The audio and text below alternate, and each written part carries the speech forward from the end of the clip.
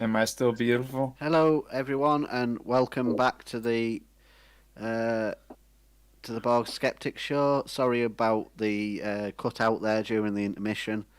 Um, Internet issues. There's a snowstorm going on tonight in my area, so um, it's to be expected, I suppose. We're back anyway for the examining the daily scriptures JW Live rebuttal. So we're going to be reading from the Examining the Daily Scriptures Indoctrination booklet that Jehovah's Witnesses have.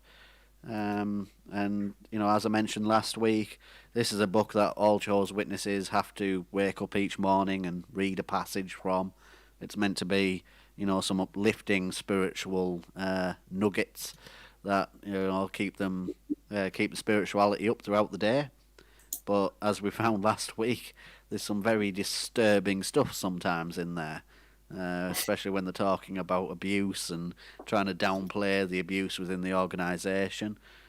Telling people who suffered abuse that they need to just, put it to the back of the memory and just get on with their lives, sort of thing. And don't go and tell the police or anything like that, because it's all bringing reproach upon Jehovah's name, and you can't be doing that. So let's see if they're a bit nicer to us this week and give us some non-triggering stuff to read, eh? Yeah, So hopefully. joining me here tonight is Justin O'Donnell, the Fad. How are you doing? Doing great once again. Thank you so much, Katie. And we've got Scott Williamson with us as well. How are you doing, Scott? Doing well, doing well. Good. So we'll jump straight into it anyway. We are starting with Monday, February the 8th. And the scripture that they have provided for us is Matthew 28, verse 19. Make disciples of people of all the nations. And the passage that they want us to read is here, and it says, how can we help non-religious people to learn to love God and become disciples of Christ? We must recognise that a person's reaction to our message may depend on where he was raised.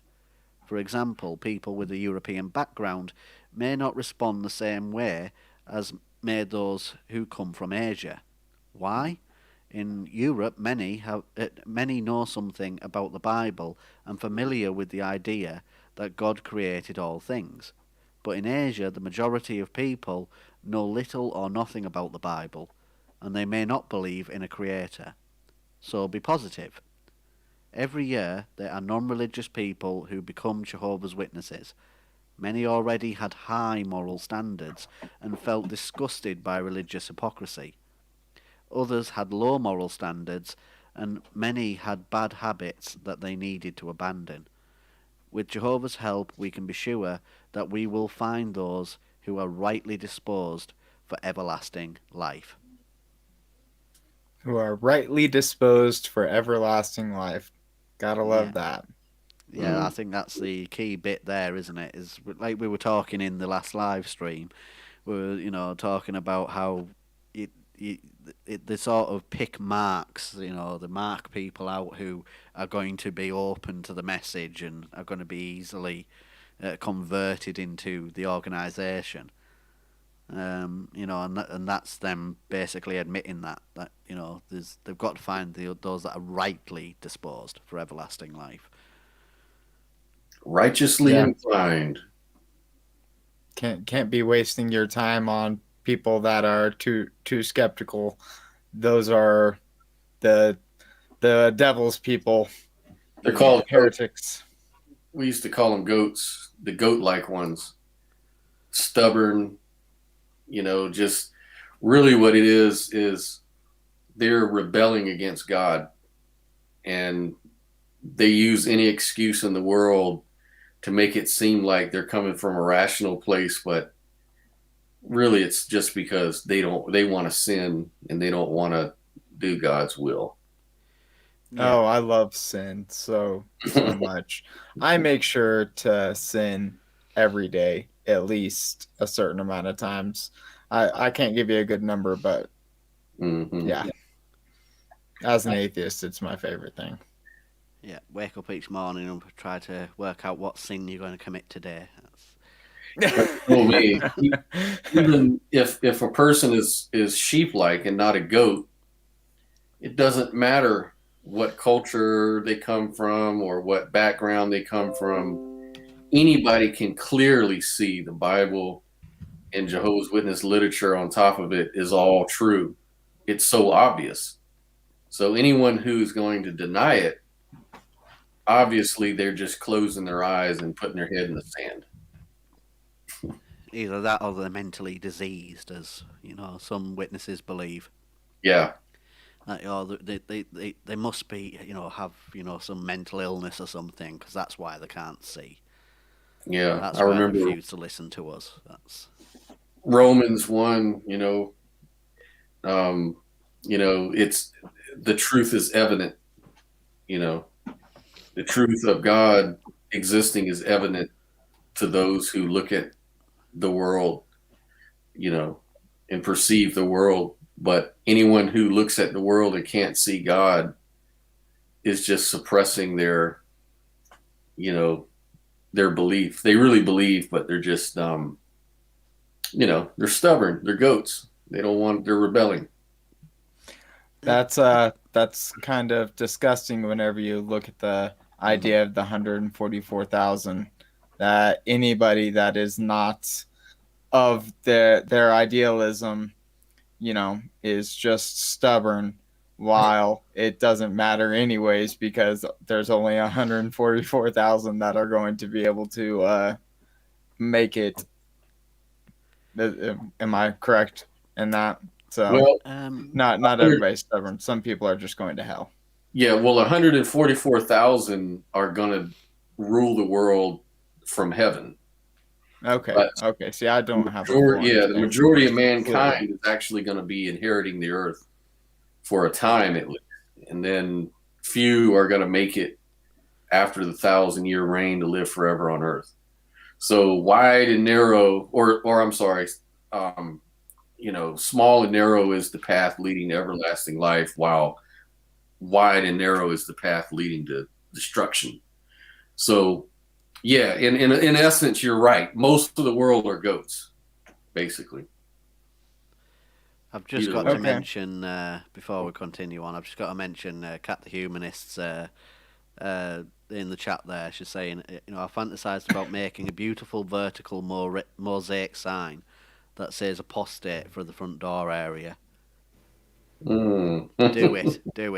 That you'll never get another Jehovah's Witness knocking at your door again.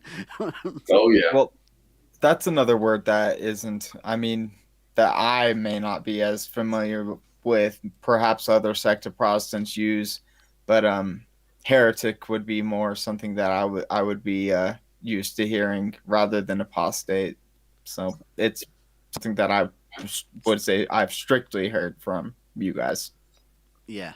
So Jehovah's Witnesses do have a funny terminology when it comes to that. I mean, the word apostate just means, no longer of a faith.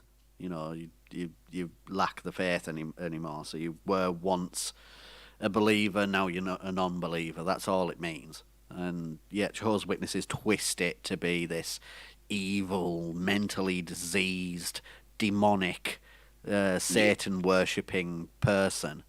Intentionally trying to bring dishonor to Jehovah. That's what they say apostates do. They intentionally, means they know the truth, but they intentionally want to rebel and bring dishonor to Jehovah, like Satan. So they sort of jump on board with Satan and consciously cohort with him, with the demons, And if you ever want to get, rid of a Jehovah's Witness, you just mention that one beautiful word, and that's it. They never talk to you ever again. Go run for the hills. Yeah, you're the devil. I mean, then they talk about themselves as being soldiers on a front line. I mean, that would be brilliant, wouldn't it? They make brilliant soldiers, Oh yeah. So they jump into the trench, run across more man's land. They see a freaking apostate stood in the opposite trench, and they all turn and run. Run for the hills, man. They think you've got some kind of special power. Yeah, I mean, going back to what we were just reading there with the thing, what I found interesting is because obviously I've been watching a lot of debates and things like that, Christian apologetics and things like that, and this is something that differs with Jehovah's Witnesses because they mention here, where is it? Every year there are non-religious people who become Jehovah's Witnesses. Many already had high moral standards and felt disgusted by religious hypocrisy. Now, that's something which differs from a lot of religions because a lot of religions say that without God you can't have morals. Yeah. What the heck? Jehovah's Witnesses are admitting here that you can have high morals. That's true. That's clearly true. How do they? How are they just so out and about right about that? Hey, We'll you see. Can be atheist. You can be whatever and still be moral. Yes, that blows my mind that they're witnesses have right about no that. problem admitting that. And in fact, the logic kind of makes sense because if you don't have morals unless you're a believer in God, then what is the point of going out and preaching to get people to come in? Because all you're doing is you're going towards goats. But there has to be sheep in order to bring the sheep in. So the Jehovah's Witnesses kind of twist it up a little bit. They say, no. They're moral. They understand morality. That's why we have to go out and get them. Because right now they're out there and they can be easily fooled by false religion because they want not to rebel against God. But because Satan is crafty and Satan has disguised himself as an angel of light through all of these different religions, those sheep-like ones can get misled and brought into the false religion.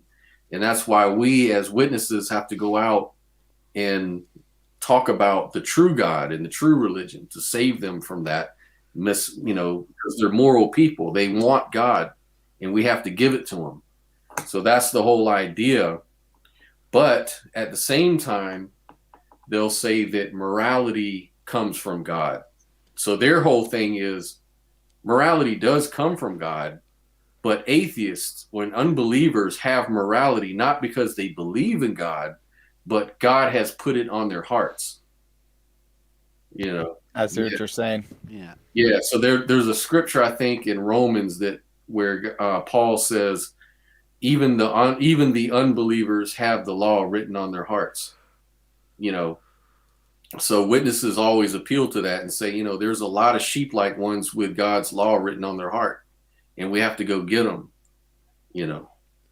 I love it that they can, to their idea, the most despicable people, atheists, they can say, hey, these guys aren't so bad. These guys have morals, while the highest regarded people within the organization are actually despicable people, and they just sweep that under the rug. Yeah, very it's a massive backwards contradiction within Jehovah's Witnesses. That one, and because for Jehovah's Witnesses, it all comes down. It doesn't really come down to whether you're morally good or whether you're morally bad. It comes down to whether you believe or you don't believe. That's right. And if you don't believe, you've committed the greatest sin that you could possibly ever commit. You could be a rapist. You could be a pedophile. As long as you believe, you're fine. But you could be the best saint on earth and have helped save millions of lives physically and done a lot of great things in the world. But if you don't believe, you deserve damnation just like the worst pedophile does. Yeah. That's their reasoning. That's their logic. And it's a very simple point of view. It's a very simplistic way of putting religion, but it does allow Jehovah's Witnesses to sort of sidetrack a lot of the apologetics in having to, give those apologies for their beliefs over. And that's why, again, it just comes down to this one question. The ministry is so important because you would hate to think of sheep out there having to be annihilated and destroyed by God and they're good people, but because they didn't believe, they have to be destroyed. So why don't you But go out there and help what them? if you could only find 5 good people in the city? Would you destroy it then? Yeah. Yeah. The story of Sodom and Gomorrah. Yeah. That one always gets me. I always pick it up as God's like, fine. If I find only 5 people, I won't destroy Yeah. it. Like it's really rough for him to finally decide that he's not going to destroy it if he can find 5 people. But Yeah. of course, as we know, he As goes long ahead as and you, destroys both cities yeah. in And the I'll story. and I'll That keep is to my word as long as you don't rape my angels. If you threaten to rape my angels, that's it. I'll wipe you off Jehovah the stands face of out the as earth. such an idiot. Like he's like Jehovah is like a just a series of blunders throughout the Bible. Like, oh, I saw that creating man and I said it was good, and then 6 chapters later, I regretted creating man. And then later I will destroy man, and Not so good. he regrets so much, and I must repent that I have created this evil on the earth. Maybe we should do an and, episode and about. so that I can remember it because I'll probably forget, I will put a rainbow in the Yeah. sky. Maybe we I should love do an it. episode about the bipolar Jehovah. Yeah, yeah. You fancy that one, Fad? Hey, Bipolar yeah. God. Oh, And the one about I, human I don't sacrifice. even want to go down that road right now. Well, Jehovah was angry at the Baal worshippers because they were handing their children over to the fires of Molech. But at the same time, I think it was Jehoshaphat or whoever went to battle and promised Jehovah, if you'll only give my enemy into my hand, I will sacrifice the first person I see come through my door when I get back home. So sure enough, Jehovah gave the enemies into the hands of Jehoshaphat or whoever it was. I can't remember his name. And he went, and the first person that came through his door was his daughter. And he was sad. He was like, oh, but then his daughter was like, don't be sad. You made a promise to Jehovah, and that's more important. So let me go for a month to celebrate, to mourn my death with my friends in the mountains. And when I come back, I will give myself over as a burnt offering to Jehovah. And Jehovah held him to it. And he had to give his own daughter, Why? burn his daughter alive to Jehovah. And yet in the story of why Abraham, is the he God of stops Abraham, Isaac, and Joseph, why does he love burnt offerings so much? Apparently he loves the smell and aroma of it. It's That's like, I mean, for a God that, and I understand that a lot of people will just be like, oh, that's the Old Testament. It's, crazy or whatever, however they discount the Old Testament. It's like, what happened to this barbaric God that loved the smell of burnt offerings and all of these things? Did he just disappear, change with the times? I don't go and burn another had a son, grew up. I don't know. I always like to tell Trinitarians, whenever I quote those scriptures, I don't say Jehovah said, I said Jesus said, because they see Jehovah as Jesus. So whenever I say, Jehovah commanded Samuel to kill all infants with a sword in the Amalekites, he said, go forth and destroy their women, children, infants, ox, and donkeys with the sword. So they had to literally slice babies up with a sword, of their enemies. And I don't say God commanded, I say Jesus commanded, because it has that much more highlight on that contradiction, because they can't imagine Jesus saying anything like that, But hey, I think now's with all the baby killing talk, I think now's a happy moment to move on. Yeah, there we go. I could talk about it all the time, but I see where you're going. Why does it always come back to the baby killing with you, Fad? Yeah. Love you next burnt week. offerings, baby killing, angel raping. Well, I mean, if you read the Bible, then you can't really get away from it. It just seems to be a theme, so you Yeah. can't. So Got to be prepared to talk about it. yeah. Yeah, that's part of it. So moving on. So, did you want to move on to Tuesday? Is that what you were saying? Let's see if we can find a happier place. Um, Tuesday, February the 9th. The scripture is 2 Corinthians 4:16. We do not give up. And the passage reads, whether our hope is everlasting life in heaven or on a paradise earth, we must keep pressing on toward that goal.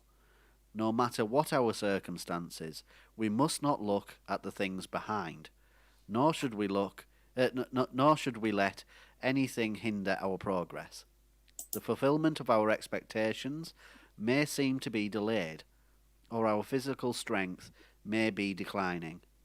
We may have endured hardship and persecution for many years. Whatever the case, do not be anxious over anything. Rather, let your petitions and supplications be made known to God, and He will give you a peace that is beyond your imagination. Like a runner who exerts himself as he races down the home stretch, may we stay fully focused on the goal of finishing the race for life. To the extent that our strength and circumstances allow, may we exert ourselves and progress eagerly toward the wonderful things ahead. The race for life. Yes, that's... how many times did we hear that when we were in Jehovah's Witnesses? It's The old sticks and carrots, race for the crown of glory. Yeah. That was the promise. That was what was held out for those faithful to Jehovah was the crown of glory. And, the stick was everlasting destruction. Yeah. So sticks and carrots, just another system. Exactly. And before we move on, I'd like you to say shout waiting out we for have... the crown of glory. Was that like a literal idea that you guys had? Because I can tell you plenty of sermons that was taught golden streets and crowns upon heads, but plenty of churches also believe in all of that figuratively. The pastor uses it mainly to get people, feeling it and into it. But are these things that you're saying are they kind of literally believed? Yes. Before we answer that, I'd just like to shout out. We have Susan Brewer with us. Welcome, Susan. Thank you. Glad that you found us. Sorry about the issues tonight and jumping from stream to stream. Snowstorm to be expected. Yeah. Yeah. So anyway, So Jehovah's Witnesses do believe, in this. What they're racing towards, what they're trying to get. They probably believe it more than anything else that they teach. Yeah, like the crown of glory, it doesn't matter what you're running for, whether it's heavenly life or earthly life on a paradise forever.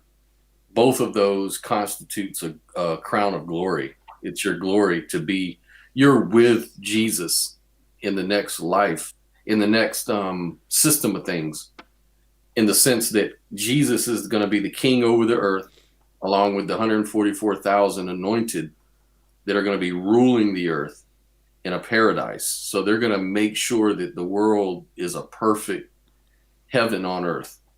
And so regardless of who you identify with, whether you're one of the anointed or one of the what they call it, the great crowd, those who inherit, the earth forever, the meek that inherit the earth. If you're one of them, that's your crown of glory, And it's a big sticking point for Jehovah's Witnesses. They can deal with other things being wrong within the doctrine, and they can argue it away. But when it comes to, if they start to question that belief about being on a paradise earth or being one of the anointed, that can be the thing that makes or breaks a Jehovah's Witness. So back in 1975, the governing body made the mistake of prophesying that, of falsely prophesying that would be the year for Armageddon.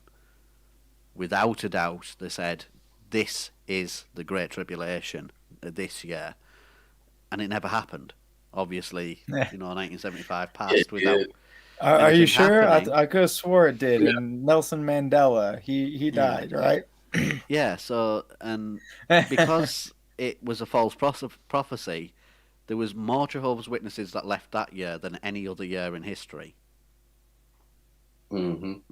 Because they just couldn't Well, deal at with least the they were fact smart that enough to get out then. hadn't come true. Yep. And, I've questioned that when I was studying, like, what happened? Was that a false prophecy or what was that all about? And the line that I kept hearing is, oh no, there's some brothers who ran ahead and said things that they shouldn't have said, but the majority didn't believe that. So they made a mistake. And this is why we don't run ahead of Jehovah. This is why we have to be very careful about heeding the words of Jesus, who said, no man knows the time nor hour of my second coming. Only the Father knows, not even the Son knows. This is why we I don't love jump on how stage anymore and start saying similar silly things are, things like, but how picky and choosy Protestants are as compared to you guys, or not you guys, but the Jehovah's Witness is what I mean. And like a lot of what I hear from you, from what y'all portray the Jehovah's Witness to believe, are things that are, like I said earlier, are talked about, but are also kind of said to be idealistic because they're all worldly things. And yeah, maybe there's this, the Bible mentions an earth after the Armageddon, but what they've always, I think the main idea of heaven, at least what I've always caught, was an idea of being in a perpetual state of worship with God. And that doesn't seem to be what you guys are explaining at all. no. That's interesting how that differs, at least in my opinion. Yeah, there's major differences. You're going to see some overlap and you're going to see some commonalities, especially in the language, because after all, everybody's pulling from the same source, the Bible. And so you're going to run across these concepts in some way. But that's where interpretation comes in, and where, Calvinism will run in one direction while Lutheranism will run in another, and Mennonites will run in this direction, and Jehovah's Witnesses will run in that. So they'll all talk about probably the same thing, but in little different ways, just enough to separate themselves from the other group. Because after all, that's the whole idea about sales, right? You're trying to compete so that you can kind of get your own little base, It seems like time after time, though, the sales techniques of the JWs seem to be a little bit more crafty. Like, however, the Protestants sold people on eternal servitude, on your knees praising, that just blows my mind. But having a paradise, after Earth, I can understand that a little bit better. Yeah. And it makes sense with Old Testament tying it in with New Testament, because after all, heavenly life is not a Jewish idea at all. Like, no Jew before the 2nd century BC really believed in anything heavenly. That was all kind of Greek stuff. The Greeks kind of introduced that, but the ancient Jews, Hebrews, all of those people, Semitic groups before that time, believed that the forefathers went to sleep in the graves. They'd always talk about how the forefathers were asleep, and that God would blow his trumpet and call, and then they would wake up. So there was always this idea of a physical resurrection,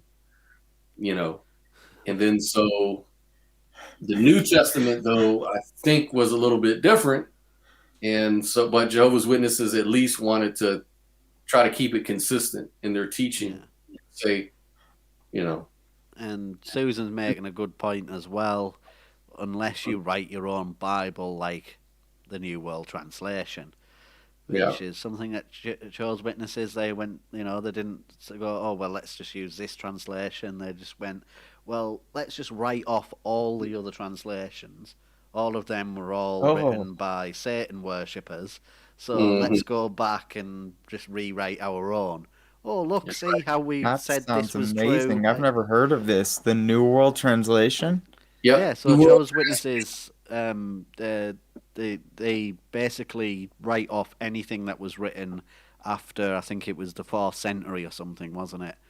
Yeah, Um, they they're kind of like they'll take some of the older manuscripts and they'll kind of see that like in the Greek, like Jesus was referred to in John 1:1 as Atheos, and then the King James just used because it was kind of undetermined how to use Atheos. Like, does this mean God or a God?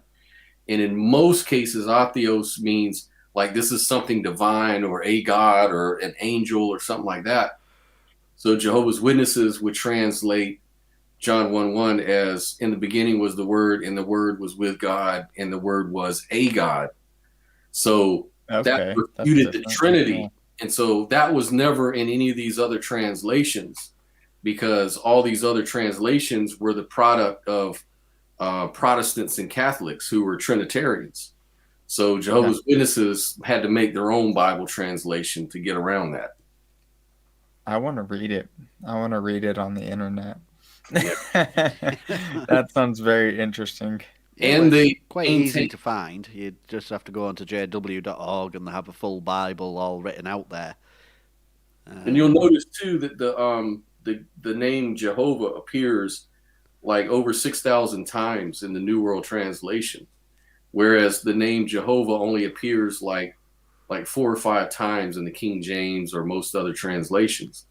And the reason why they put Jehovah in that place is because they infer that, the Jews in the Old Testament, there was a time when they used YHWH, the tetragrammaton, to point to Yeah. God.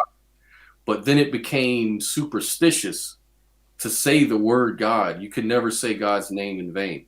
So they made it against Jewish law to actually use the word Yahweh, and they would just call it Lord or God.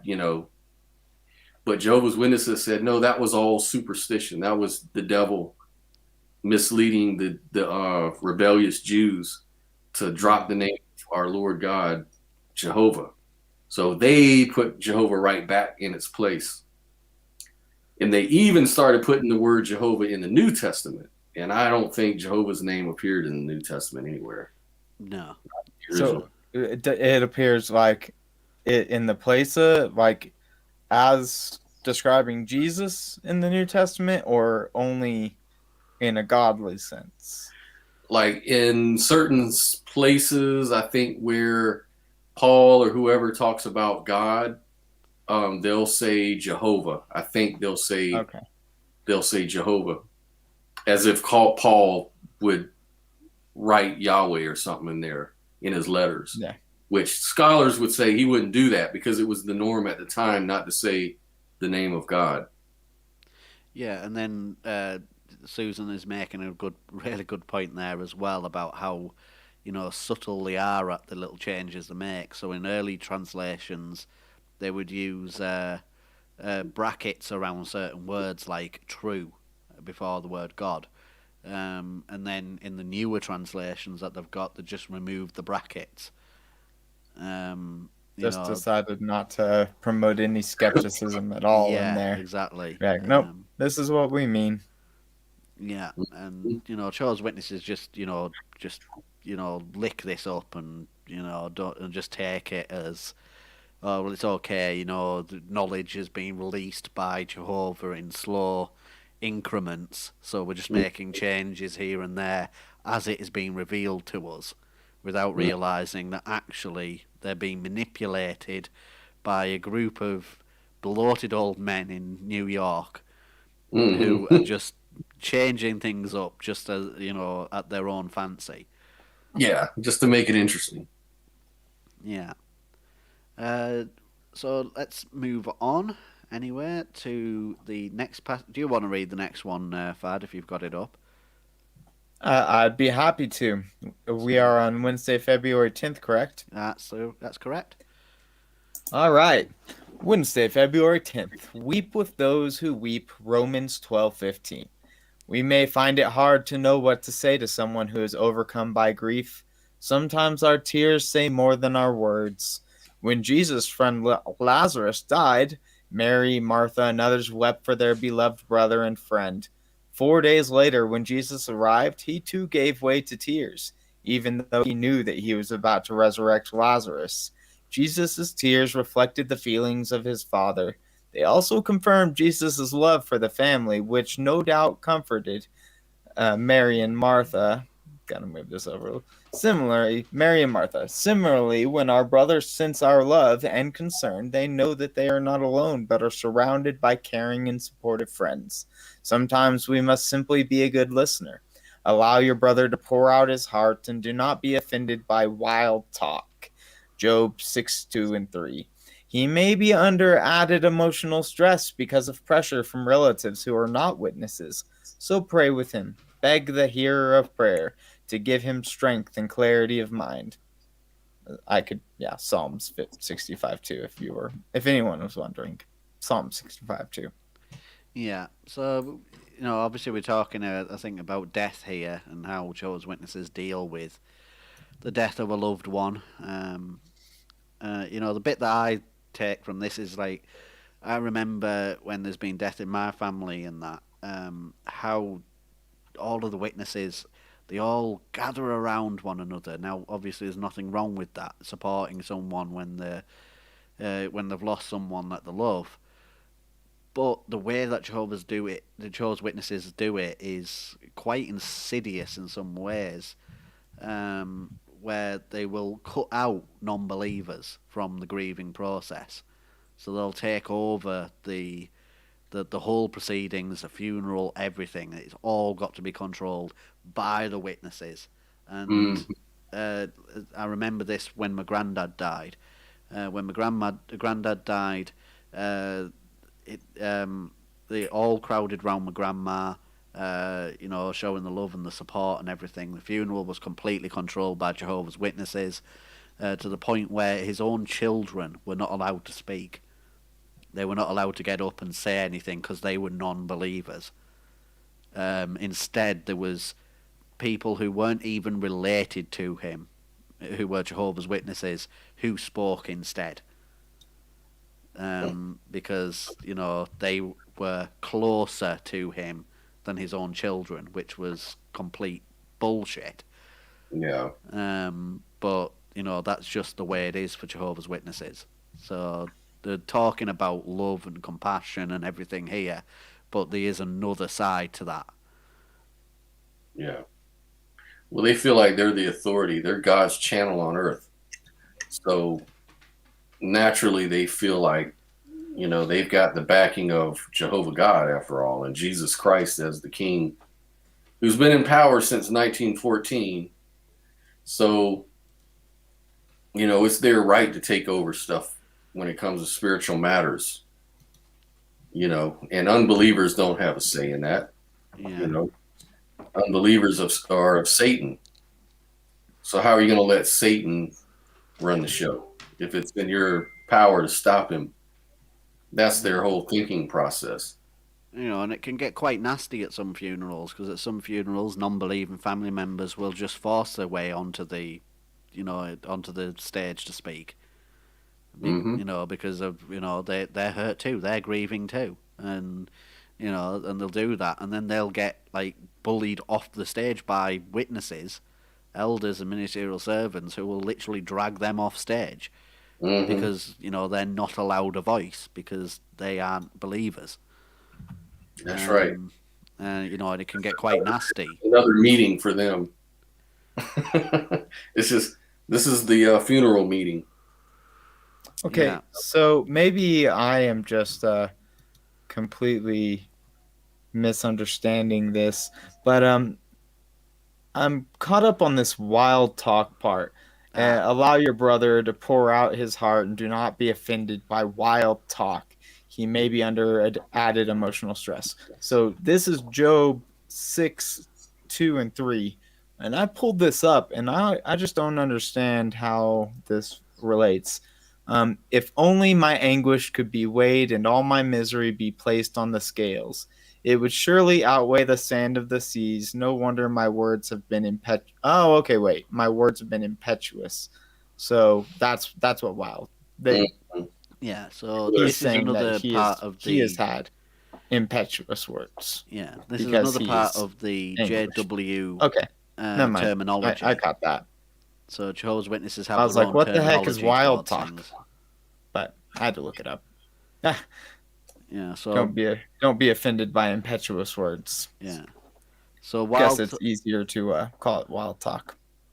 Yeah, so wild talk to Jehovah's Witnesses basically is when you're asking, you're starting to doubt certain things. They'll use wild talk as that's what that is. And you'll get a warning if you're doing wild talk, unless it's under a certain circumstance like this, where emotion, the death of a loved one or something has got in there. They will give you a bit of leeway there, but you've got to you once you're through with the grieving process, you've then got to bury those doubts. Mm-hmm. And they'll give you shepherding talks and shepherding visits and things like that from the leadership to quench, squash those doubts and those questions. Mm-hmm. Otherwise, they will start to punish you for that.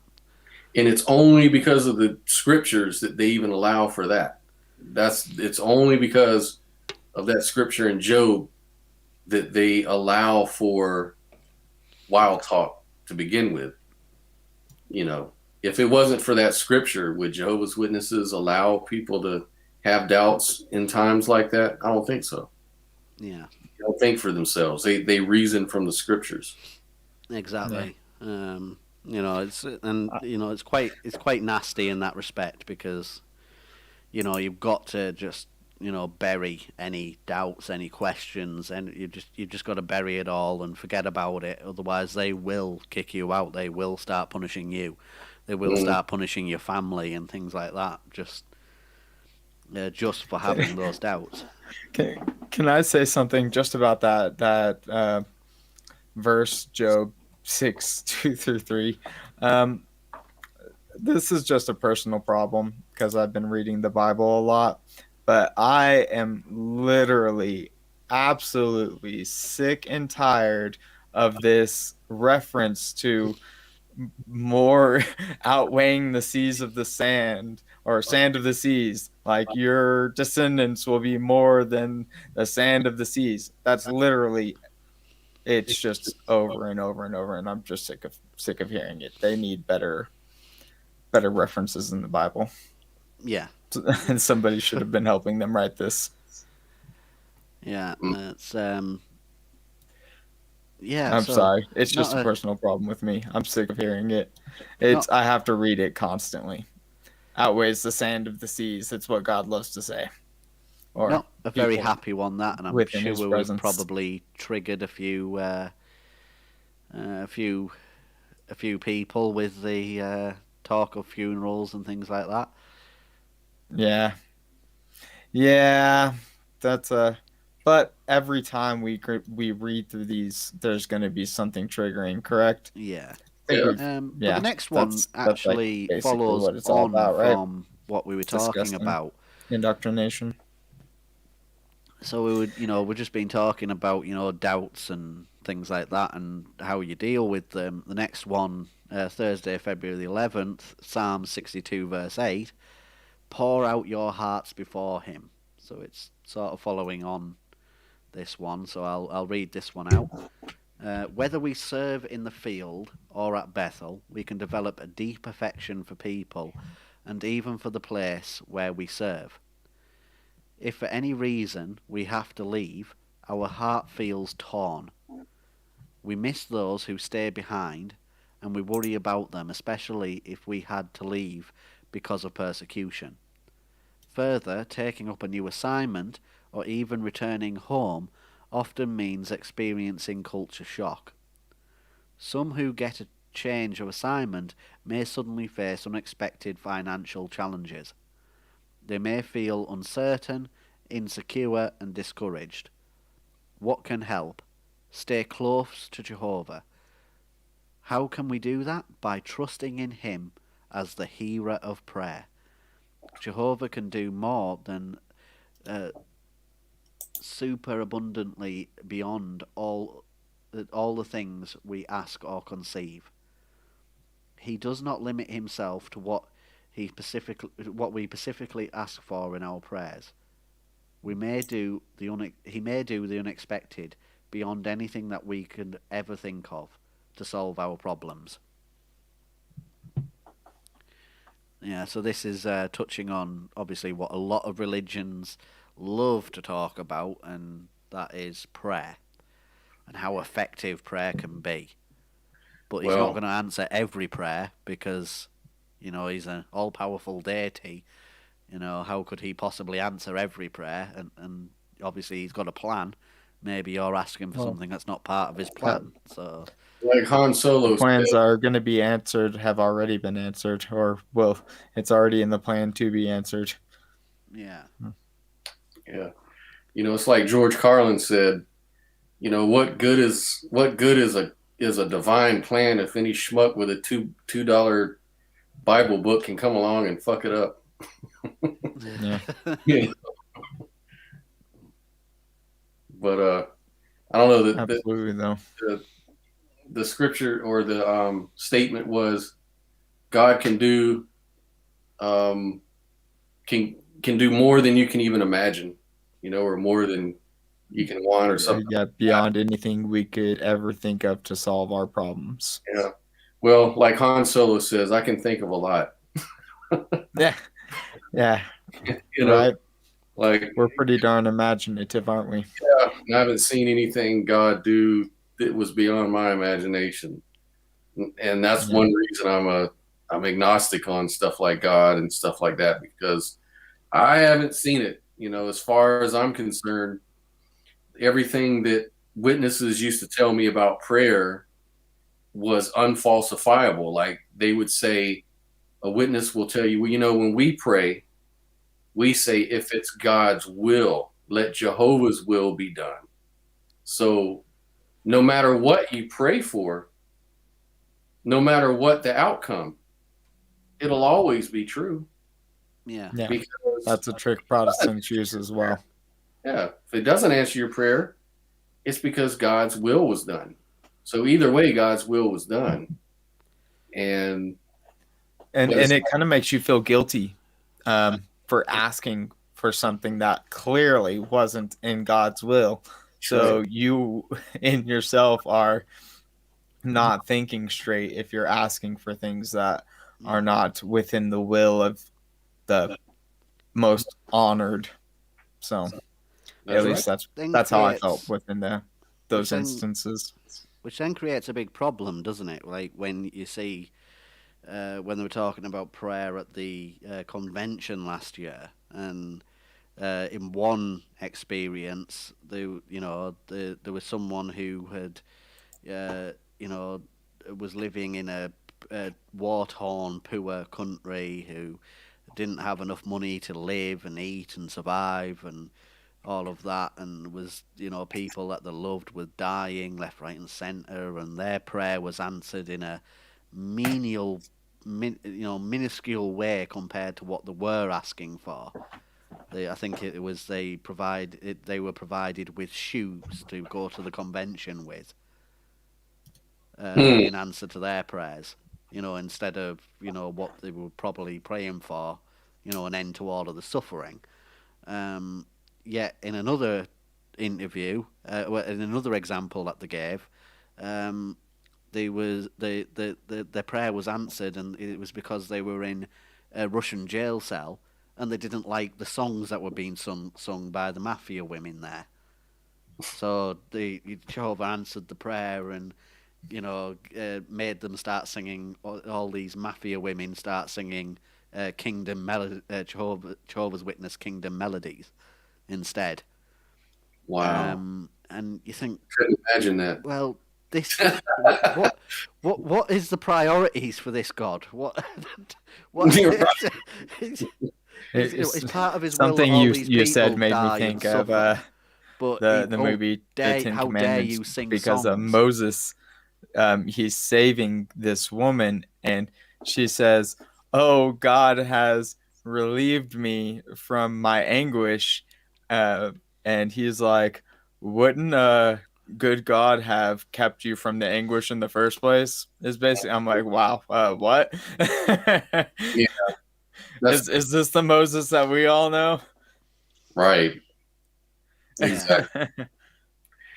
That's the size of it. Is the prayer thing is just has so many contradictions, and but they have to, because in reality, let's say your child has cancer and has like a month to live, and you're praying to God, will you save my child from dying? And then he doesn't answer your prayer. So how do you justify that? Well, it wasn't God's will. So that's pretty much the size yeah. of it. Oh, look, he did answer your prayer. Look at all of the love and the support that you're getting from all of the fellow Mhm. Jehovah's Witnesses. That was obviously provided to you by Jehovah because he saw how desperate a situation you were in and how much help that you needed. Or maybe, Tribulations you need to go through in order to become the type of person you need to be to serve the Lord properly. right? And like maybe Jehovah gave that child the opportunity to stand up for righteousness. Like, he refused the blood transfusion. They could have saved his life. And because he refused the blood transfusion, and you as a parent didn't let him have a blood transfusion anyways, both of you had a chance to stand up for the right thing and let your child die. So you should thank Jehovah for that opportunity that not many people get. Yeah, it's disgusting when you think about it. It's absolutely disgusting. That's the teachings that they have in that respect. But on a happier note, I think Susan's just given us giving us proof that prayer works. Mm. I'm quite interested here. I prayed once for for new linen dinner napkins, and then behold, a week later, I bought some. Wow, prayer works. I think that just means capitalism works. I'm not too sure, but Yeah. Yeah. So we'll move on anyway. To the next one. Where are we up to now? We're up to the 12th isn't. 12th. Yeah. There we go. Yeah. Friday, February the 12th. Revelation 16, verse 16. They gathered them together Ooh. to Armageddon. Some people apply the word Armageddon to a nuclear war or an environmental disaster. In contrast, the Bible says that Armageddon involves good news, a cause for happiness. The war of Armageddon will not destroy but save mankind. How so? By ending human rule. That war will save mankind by removing the wicked and preserving the righteous. And it will save mankind by protecting our planet from ruin. The word Armageddon appears just once in the scriptures, and it comes from a Hebrew term that means mountain of Megiddo. Megiddo was a city in ancient Israel, but Armageddon does not refer to any literal place on earth. Strictly speaking, it refers to the situation of which the kings of the entire inhabited earth are gathered in opposition to Jehovah. So, nice. There is going to be a Armageddon war, teaching. correct? Like that's what's said. There's going to be some sort of war. Yeah, so it's unclear what Jehovah's, they change their story on this time and time again. So in early Jehovah's Witness doctrine, it was viewed as a nuclear war or environmental disaster. Then eventually they've got to the newest teachings today where it's not going to be a war per se. It's going to be when all of the nations of the planet pronounce peace, global peace. Then Jehovah's going to step in and cancel everybody out. How do you mental gymnastic that? I'm sorry, I'm having a little bit of a hard time. You're Yeah, I not think we going all to do with that war one. like the scripture says. You're going to have world peace. Yeah, so when I was a witness, it was still the teaching of things will get worse and worse and worse and worse, and they'll hit a tipping point where Jehovah will come in and save all of the Jehovah's Witnesses from all of the suffering that's taken place because it's got way beyond a joke sort of thing. No flesh would be saved, right? But now they've started teaching, so I've had my grandma and other people coming to me and telling me that now the teaching is when the United Nations announce global peace, that's when Armageddon will come. And I think the mental gymnastic in it around the scripture that says that only God, only Jehovah can bring world peace, and it's only under His rule can you have world peace. So it's sort of as if their thinking has gone around to, well, once world peace is announced by humans, which is something that you cannot have peace under humanity, under a human rule, then that will be like a fuck you to God sort of thing. So that's when God will step in and wipe everyone out. Yeah, there's a scripture that says whenever it is that they say peace is when the destruction will come. Peace and prosperity, that's when destruction will come swiftly. So they take that scripture to mean that when the United Nations pronounces world peace, that's when Jehovah's gonna, because it's just like the how they teach about the Tower of Babel. Remember the Tower of Babel story? Well, in Christendom, they say that Jehovah was mad because they built a really tall building. But Jehovah's Witnesses say, no, it's not because he built the tall building. If you finish reading the story all the way through, it says Jehovah looked at it and got mad because now anything they put their minds to will be possible.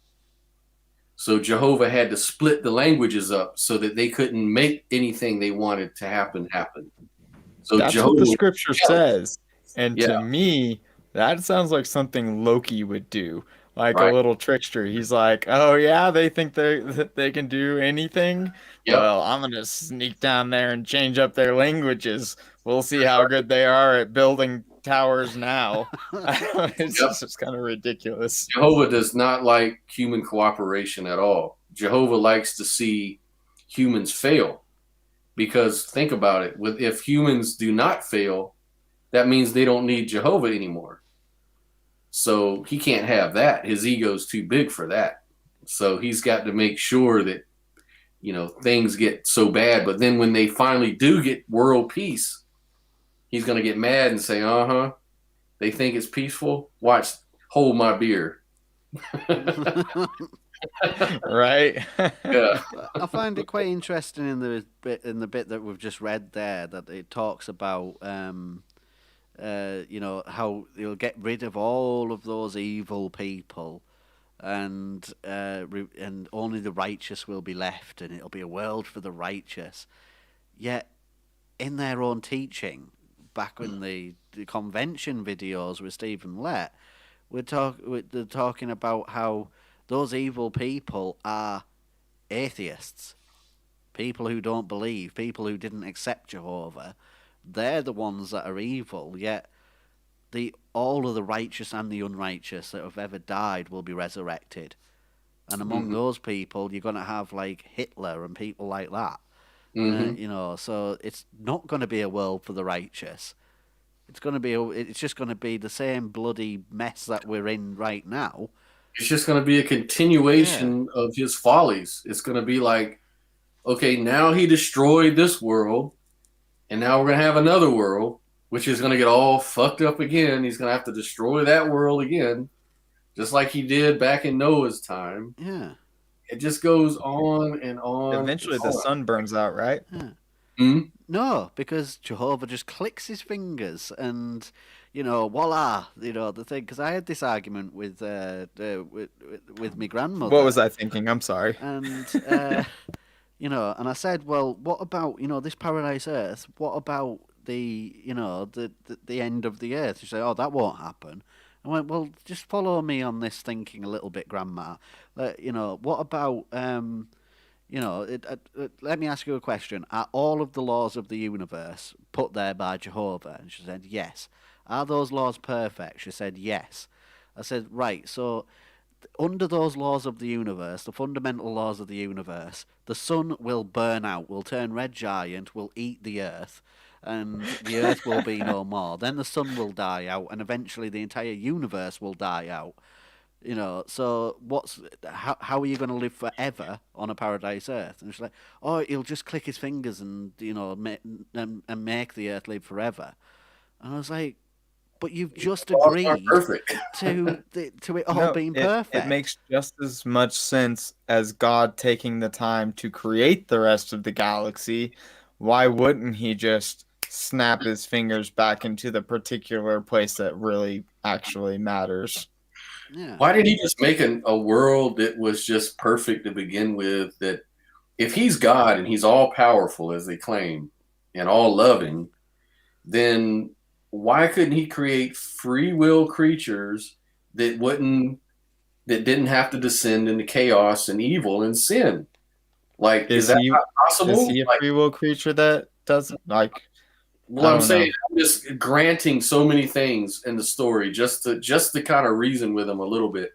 Like, obviously, if God knows the future perfectly, there's no free will for God either. But I'm just saying, if you even grant that there's free will of God and free will of man, and then the common argument is with Jehovah's Witnesses is that no, God didn't cause evil. God didn't create Satan. He gave them free will, and they chose to do that.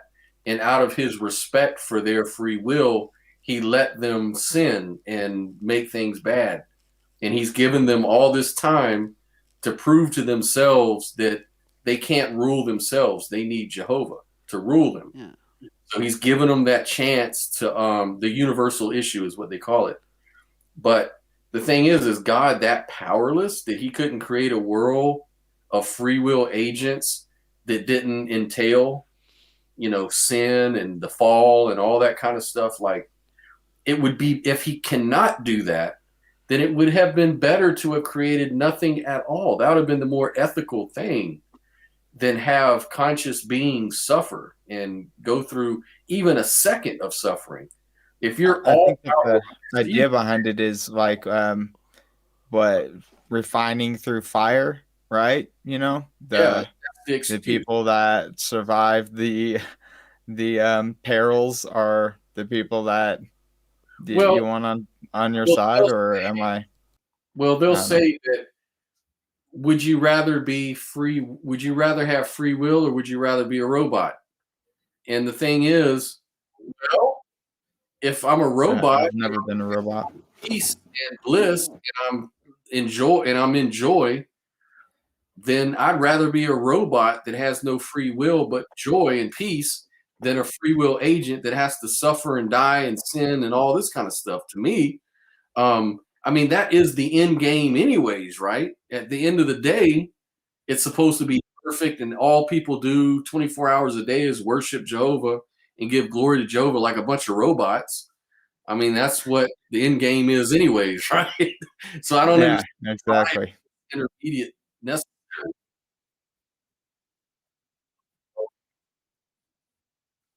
Yeah.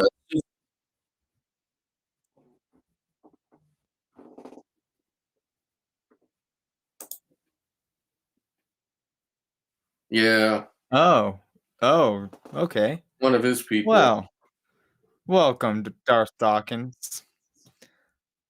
call in. He wants Well, to I don't know if welcome is the right word. I have definitely hung out in your Discord before though. Hmm. Yeah. They can't hear you, Katie, you said? Yeah, they can't. I don't think they can hear Kate. Ah, Oh, okay. Okay. Well, Scott, time to Right. get down to the brass knuckles of things. How how are you today? oh yeah, always good. Yeah, asking the hard questions. I know. Yeah. Hey, it is Yeah, what it. I did have a Yeah. serious question to ask Yeah, go ahead. about Jehovah's Witness. Let me just pull it right back. So what you were explaining is that there is a strong belief of free will within Jehovah's Witness. That's something that's taught. Correct. Okay. All right. But there's no justifying or there's no talking about the idea of God having free will or how we were created in God's image. I don't know, and how he knows. It's just I don't understand how that's justified. If God almost cannot intuitively have free will, but it just doesn't Well, make sense to God, me. according to the Jehovah Witness theology, God has free will, and humans have free will. But just in a logical sense, the way Jehovah's Witnesses describe Jehovah is that he has perfect knowledge of everything that's ever going to happen, including his own choices.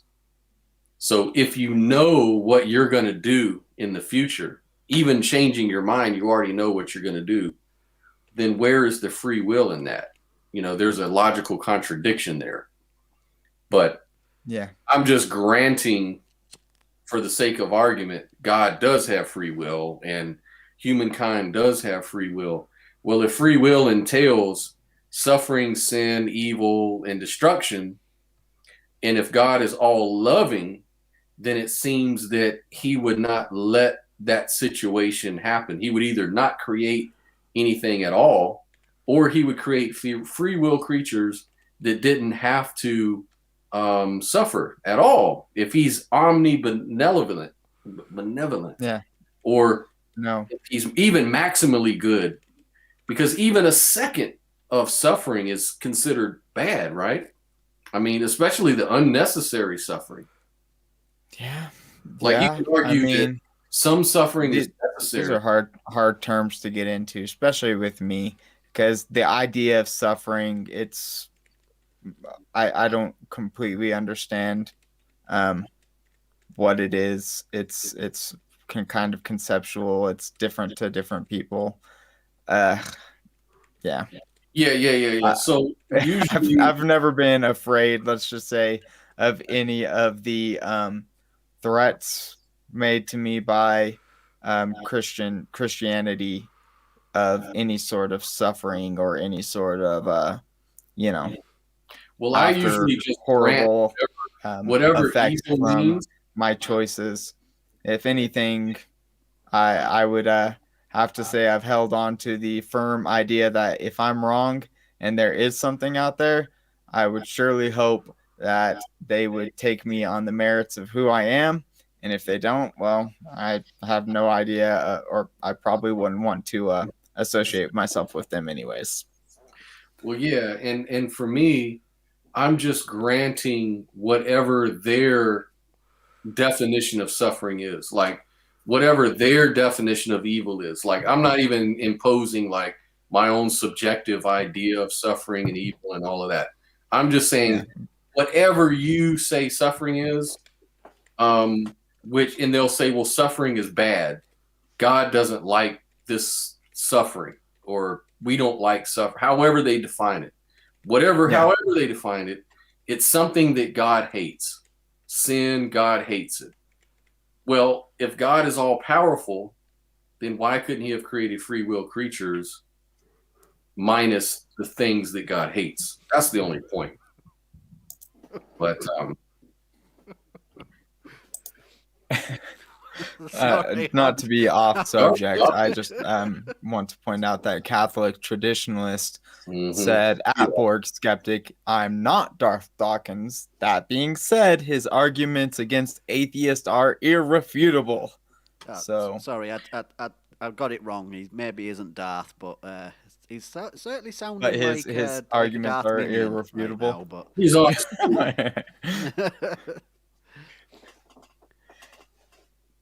yeah, I don't I'm think. glad we can hear you again. Yeah.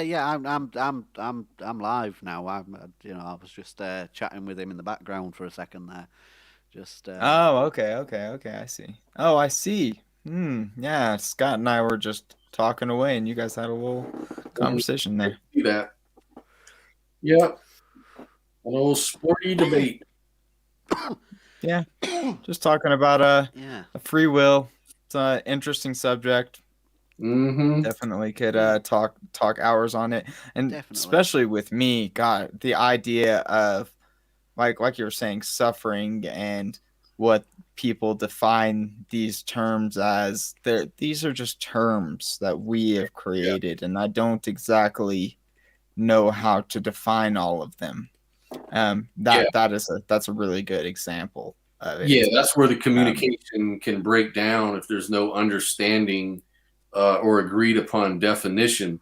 So usually to make things simpler, I usually just, because you can still make your same point, just granting the other person's ideas of suffering in most cases. Now, some things are like this guy, Catholic traditionalist, just said atheism is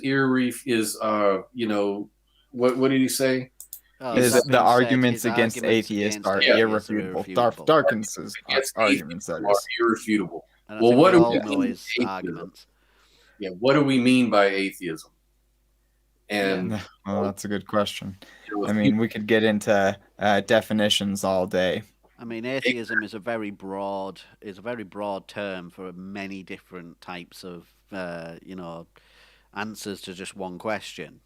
So agnostics are all part of atheism. Hard atheism is all part of it as well. I may agree with them. I actually may agree with Catholic traditionalists, but I think depends on how atheism is different, though, because atheism is a term to describe something, whereas these other ideas are ethereal ideas. Like suffering is a ethereal, real thing that is attached to the you-ness that they believe in, whether it be the soul or whatever. Yep. Pain, suffering. I mean, they may admit that there are pain receptors, but you have to, like, I would say, at least for Protestants, put it this they way, definitely say that there since is we're pain, talking external pain from. Since we're Is a talking different thing about from it, internal pain. yeah, Do we pain and want- suffering can be situational. Like if I go to the gym and I feel pain when I'm lifting weights, I feel good. But if I had that same Arnold exact pain, Schwarzenegger. if I had that same exact pain when I'm just walking down the street, it might be excruciating.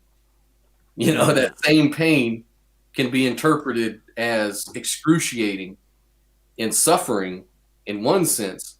But if I'm at the gym doing something purposely, that pain might not be suffering at all. It might be something I want, Do we want to, since we're talking about Catholic I think that traditionalists, they're words kind of like God, and I think that they're a little bit more sensible, but they are words that are shoved in the gaps of our misunderstandings.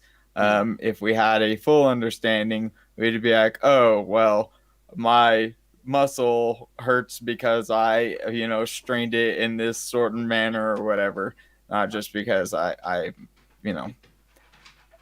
experienced the trauma or whatever, because some of these words are, like I said, ethereal words, just words with broad meanings that we use.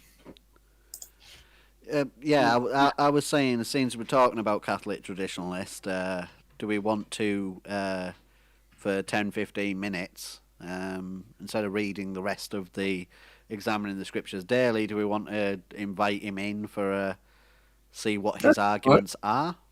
Yeah, that'd be fun. Yeah, Sounds good to can me. do that. I will put a link for him in the description. 2 secs. Now you're in trouble, chat. I can make you bigger.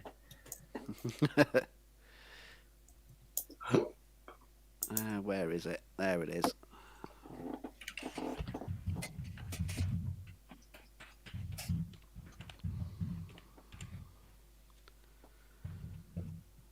And if I paste that in there. Take him up on his offer.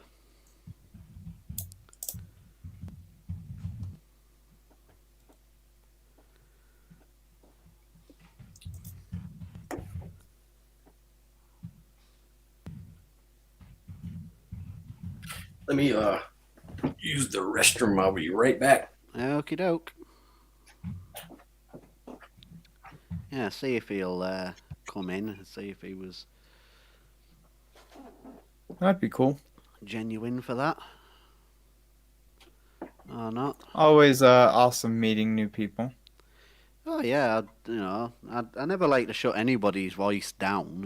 If they've got something to say, they should be allowed to say it. That's what freedom of speech is all about.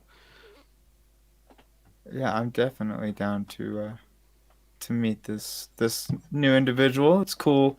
I'm happy that they joined the stream. I actually have not officially thanked them for that.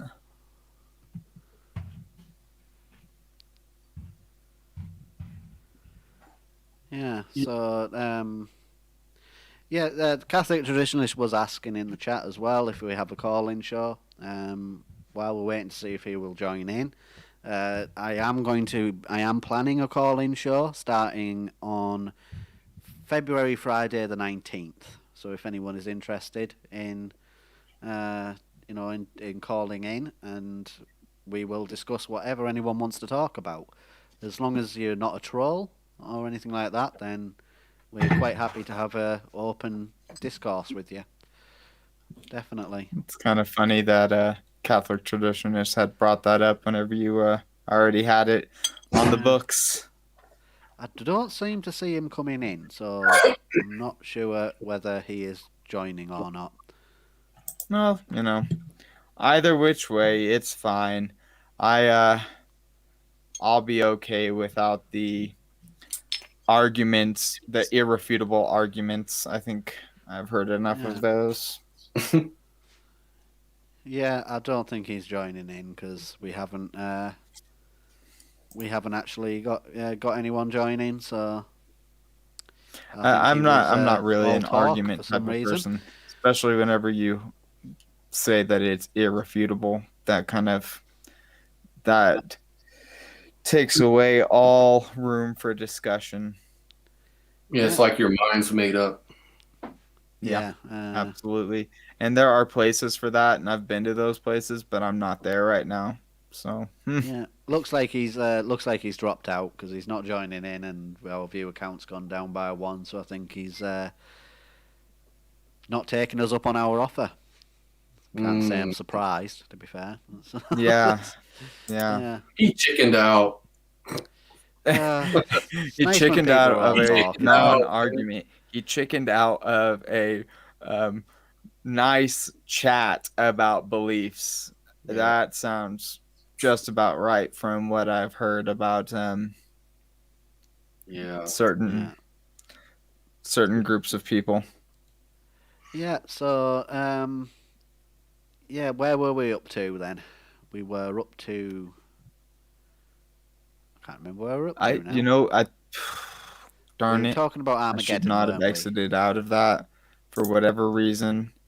I truly thought Catholic Traditionalist was being last two pieces legitimate. Saturday and Sunday. So Saturday, February the 13th, the scripture is Luke 8, verse 43. She had not been able to get a cure from anyone. The woman desperately needed help. She had gone to many physicians, hoping to find relief. After 12 years of misery, she still had not been healed. According to the law, she was unclean. Then she heard that Jesus could cure those who were suffering. So she went to find him. When she found him, she touched the fringe of his outer garment, and immediately she was cured. But Jesus did more than heal her body. He restored her dignity. For example, when talking with her, he used the warm yet respectful term daughter. How truly refreshed or energized that woman must have felt. Notice that the woman went to Jesus. She took the initiative. The same is true today. We must make the effort to come to Jesus. At present, Jesus will not miraculously cure the physical sickness of those who come to him, but he still extends the invitation, "Come to me, and I will refresh you." Matthew 11, verse 28. I love magic in the Bible, first of all. Yeah. Yeah, and how strange it is that it doesn't take place today. It happens in the stories, and we just got to believe those to be true, but no, happening today, oh no, couldn't possibly do that. An all-powerful Well, being seems to be it's not bound by just time. people of the Lord that can do magic according to the Bible. So, maybe Miss Cleo was onto something. Maybe we all judged wrongly. It's not magic. It's God's special miracle. There's a difference. You're right. How dare I? Hates magic. Susan Brewer, as a female, may I say, this woman should have been dead for having her period for 12 years. No, and it made it seem as if she had daddy issues too, because he was all like calling her daughter, and how good that must have made her feel. I'm not sure. It's kind of creepy. Maybe that's a universal thing. Maybe all women prefer to be called daughter. Yeah, I love it when people son. call me their daughter. Makes me feel special. Kiddo. Yeah, that again, I don't know. And I like how they push their doctrine into that scripture when they reference it. Will Jesus heal us today? Oh no, but he'll still be there as a refreshment. Like, I don't want refreshments. I want to be healed, man. I need my leg back. But of course, but you have to die first. Because the signs and wonders have passed away with the apostles. Yeah. But there's no explanation as to why they passed away with the apostles. Yeah, right. Oh yeah, Well, do that. Here's the deal, though. They haven't. Things still happen. There are statues that cry. There are all sorts of magical miracles, but they are very, very few and far between. And see, this is the other problem that you bring up. This is the problem you bring it up, Justin, is that Jehovah's Witnesses will claim any miracles that you see being performed by other religions are the devil. But the same thing the Pharisees said about Jesus when he was exorcising people. And then what did Jesus say? He said, a house divided cannot stand. So he was rebuking the Pharisees, saying that, no, as long as I'm driving out demons and fighting then that's proof that I'm of God. Because a house divided is not going to stand anyway. That's the logic. Well, if you use that same logic, then you'd have to say the Catholic priests that do exorcisms are also of God, because a house divided can't stand, right? So it never makes sense to me. Yeah. That sounds perfectly logical to me. I don't know what you're talking about. I don't know. It never sat right with me, the whole argument that they use that, Satan will try to manipulate you, and give you delusions of things, and but what we say is true. Just trust us. You don't need evidence. Just trust what we say to you. When under their own doctrine, you have no way of knowing what Jehovah's Witnesses say is actually true, and that Jehovah's Witnesses aren't the ones that are Even working for worse. Satan and making you delusion. Second Thessalonians says that God will send a great delusion. So it's not even the devil that sends the delusion. God sends the delusion. Remember? He says God will send a great delusion so that those may not believe in him, that I might glorify myself. Yeah. So it's like, That- how do you know? That is the idea most of the time. I mean, Yeah. especially in the Old Testament, God is the one who does that. He hardens the hearts of those he's testing in order to see if they will come out above and be worthy of being at his side. Yeah. Yeah. And the Bible itself gives you the answer as to how you know whether you're being deceived or not. In Deuteronomy 18 verses 20 through 22, it say the question is asked, how do I know that I'm not being that what I'm being told is true? Well, you must test the prophecies. If somebody prophesies something and it comes true, then it was the truth. If it doesn't come true, then they were deceiving you, and you should put these people to death. And who do we see today We should making test. prophecies? Where? Oh my God, this is crazy. I've never heard such things. Yeah. But Second Thessalonians 2 verse 11 says, and for this cause God shall send them strong delusion that they should believe lies. So, like, which one is it? Exactly. It's it's just filled with contradictions. All this doctrine, and this is why people, like Darth Dawkins, like Catholic traditionalists, all of these, trolls and apologists and everything will say things like, all atheists, they just don't know, they just trying to tear it to pieces, the doctrine. They don't read the Bible truly or understand the Bible, or they can't understand it, all of these arguments. Because when you read it with an open mind, you see the contradictions and you go, well, how do these... This is cognitive dissonance. If I was going to believe this, it would be cognitive dissonance. I'd be holding two contradictory points of view in my mind at the same time. And, that just makes no sense. No, it's not coherent. And, of course, that's why they'll come up with the old context card, They'll pull the context card on you. Oh, you just got to read the context. It's like Jehovah says, my name is jealous, for I am a jealous God. And then we later read that love is not jealous, and then we read that, love is not jealous. God is a jealous God, and yet God is love. That's the other thing we read in John. So it's just contradictory statement, and contradictory statements can't logically exist. Yeah, exactly. They entail contradictions can't exist by definition. And so in order to get around that obvious that everybody knows that's so how they get around it is just they try to reinterpret, well, God is love. Well, God is jealous, but that's not the way that he meant it. It wasn't in that spirit. Ooh. He's jealous in a godly way. Oh, we've lost the fad. He's lost audio for a second there.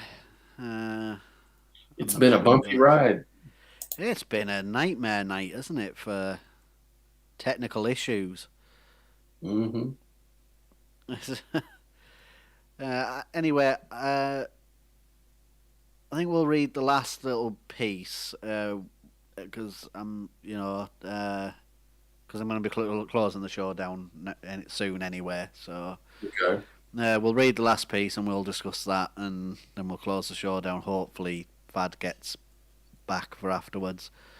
So Sunday, February the 14th, I saw a great crowd out of all nations and tribes and peoples and tongues. Revelation 7 verse 9. The prophet Zechariah had earlier foretold something similar. He wrote, "In those days 10 men out of all the nations will take hold. Yes, they will take firm hold of the robe of a Jew, saying, 'We want to go with you, for we have heard that God is with you people.'" Jehovah's Witnesses realize that for people of all languages to be gathered, the good news must be preached in many languages. We are now carrying out the greatest translation effort in history in hundreds of languages. Clearly, Jehovah is performing a modern-day miracle, gathering a great crowd from all nations, thanks to the availability of spiritual food in more and more languages. This diverse group is united in worship, and the witnesses are well known for their zealous preaching and their brotherly love. How faith-strengthening that is. Well, firstly, I'd like to say I'm not sure that's what Jehovah's Witnesses are most well known for. Yeah. Zealous preaching and brotherly love, but what the hell, they believe in God, so yeah, I suppose today's the day that we believe all sorts of bullshit. But What a miracle. I know, yeah, like a miracle. All they're doing is translating a book. Yeah, what a miracle. It's not like books haven't been translated before into many languages, and it's not like books are not going to be translated again into many languages. So I guess Stephen King is a prophet. His books are translated so many times.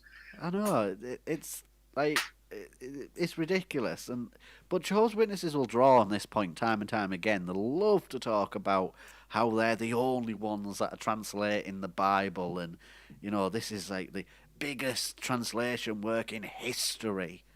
Mm-hmm. Yep. Which is absolute bullshit. It's bullshit. It's like, yeah, it goes back to what we were saying earlier.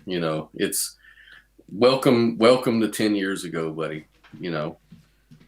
It's like everybody's been doing this stuff all along, and you're just now catching up with stuff like that. Yeah. Big deal. I mean, Mormons are way bigger than Jehovah's Witnesses, and I think they came out roughly the same time. Yeah. The leader of the founder of Jehovah's Witnesses and the founder of the Mormon Church went to the same Millerite church. Mm-hmm. Right. Exactly.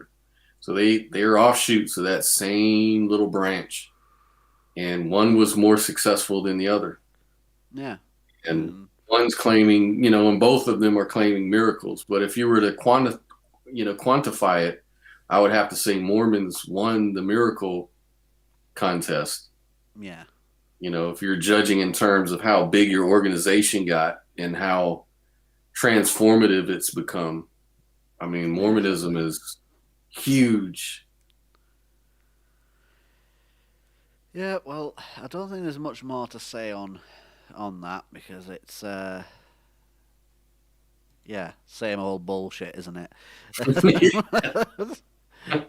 Look at all of this amazing work we're doing, and when you look at it, what they're actually doing, they're not really doing anything miraculous. They're not, they're not doing anything more than any other religion's doing. That's right. In fact, they're probably doing less than any other religion's doing. And we're here to remind them of that. Yeah, and they're failing. This year they dropped down 0.6%. First time they've dropped in numbers in like forever. Yeah. I see that it's just going to be a downward trend from here. Yeah. I mean, think about it. It's so old. Part of the contingency of their belief is the end of the world. I mean, that's been their whole push from the beginning, is that generation. that would not pass away, and yet they have passed away, and it's becoming more and more obvious, each and every day. And I don't see how they're going to survive out of that without hitting the reset button yet again. But I don't think this time it's going to make much sense. They sealed their fate in words when Stephen Lett last year, at the beginning of the coronavirus, jumped up on camera and said, now we are living in the final part of the last days. Mm-hmm. And obviously that's been proven to be absolute bullshit now. Mm-hmm. But he was true in one sense. For Jehovah's Witnesses, this is the final part of the final part of the organization. That's true. So true, man.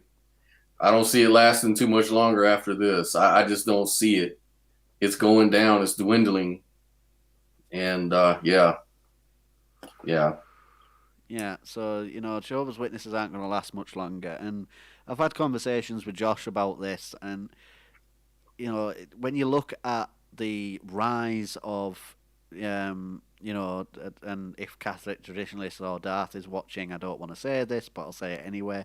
Atheism, the rise of atheism, the rise of the nones, in religious belief. Religion itself is starting to crumble. It's not going to survive forever. And many people are starting to realise now that religion is holding us back. There was one of my favourite comedians that told a joke about religion and how religion is like humanity and religious belief is like a train.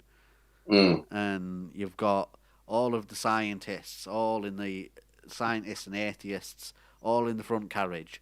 They're shoveling coal into that engine, pushing us forward quicker and quicker as time goes on. But then you've got this second carriage with all the agnostics who are umming and ahhing. They're not wanting to go one way or the other. But then right at the back of the train, you've got the biggest carriage, the longest carriage, and that's filled with all of these religions. And they're putting the brakes on constantly, trying to slow down human progress. Oh yeah, and it's so true with what we see. And right now, what we're watching as those brakes that religion's using to try and slow down the train, they're fading. Right. They're not braking as good as they used to. Looks like Catholic traditionalist wants to get in now. He wants to jump in now. Right, he's in the background. Right, do you want to have a discussion with him then, Scott? Sure, we can go on for a few minutes. Yeah, I'll add him in. Sure. Hello. Hello, guys. How you doing? Hey. Doing okay. Thank you very much. How are you? Oh, pretty good. Yeah, to answer the question, I think it was Scott Williamson. Is that your name, Scott? Yeah, yes, sir. Scott Williamson. You were posing the question with regards to if God could go ahead and create beings, free will beings, whereby they would never do anything wrong, commit any sin. So, and you said that God should do that. I guess that you believe that would be better if he did that, correct? I don't know. I'm just saying it seems like if you go by, like, for example, Jehovah's Witness doctrine, which they say that God hates sin. Jehovah hates evil. Yeah, well, Jehovah's Witnesses, they're not true Christians, so I don't care what the Jehovah's Witnesses say. But with regards to the question that you posed, do you have any children? Yeah, I have children, correct. Okay, so let's say you had one child that was born perfect, never did any wrong, and another child that the child did wrong.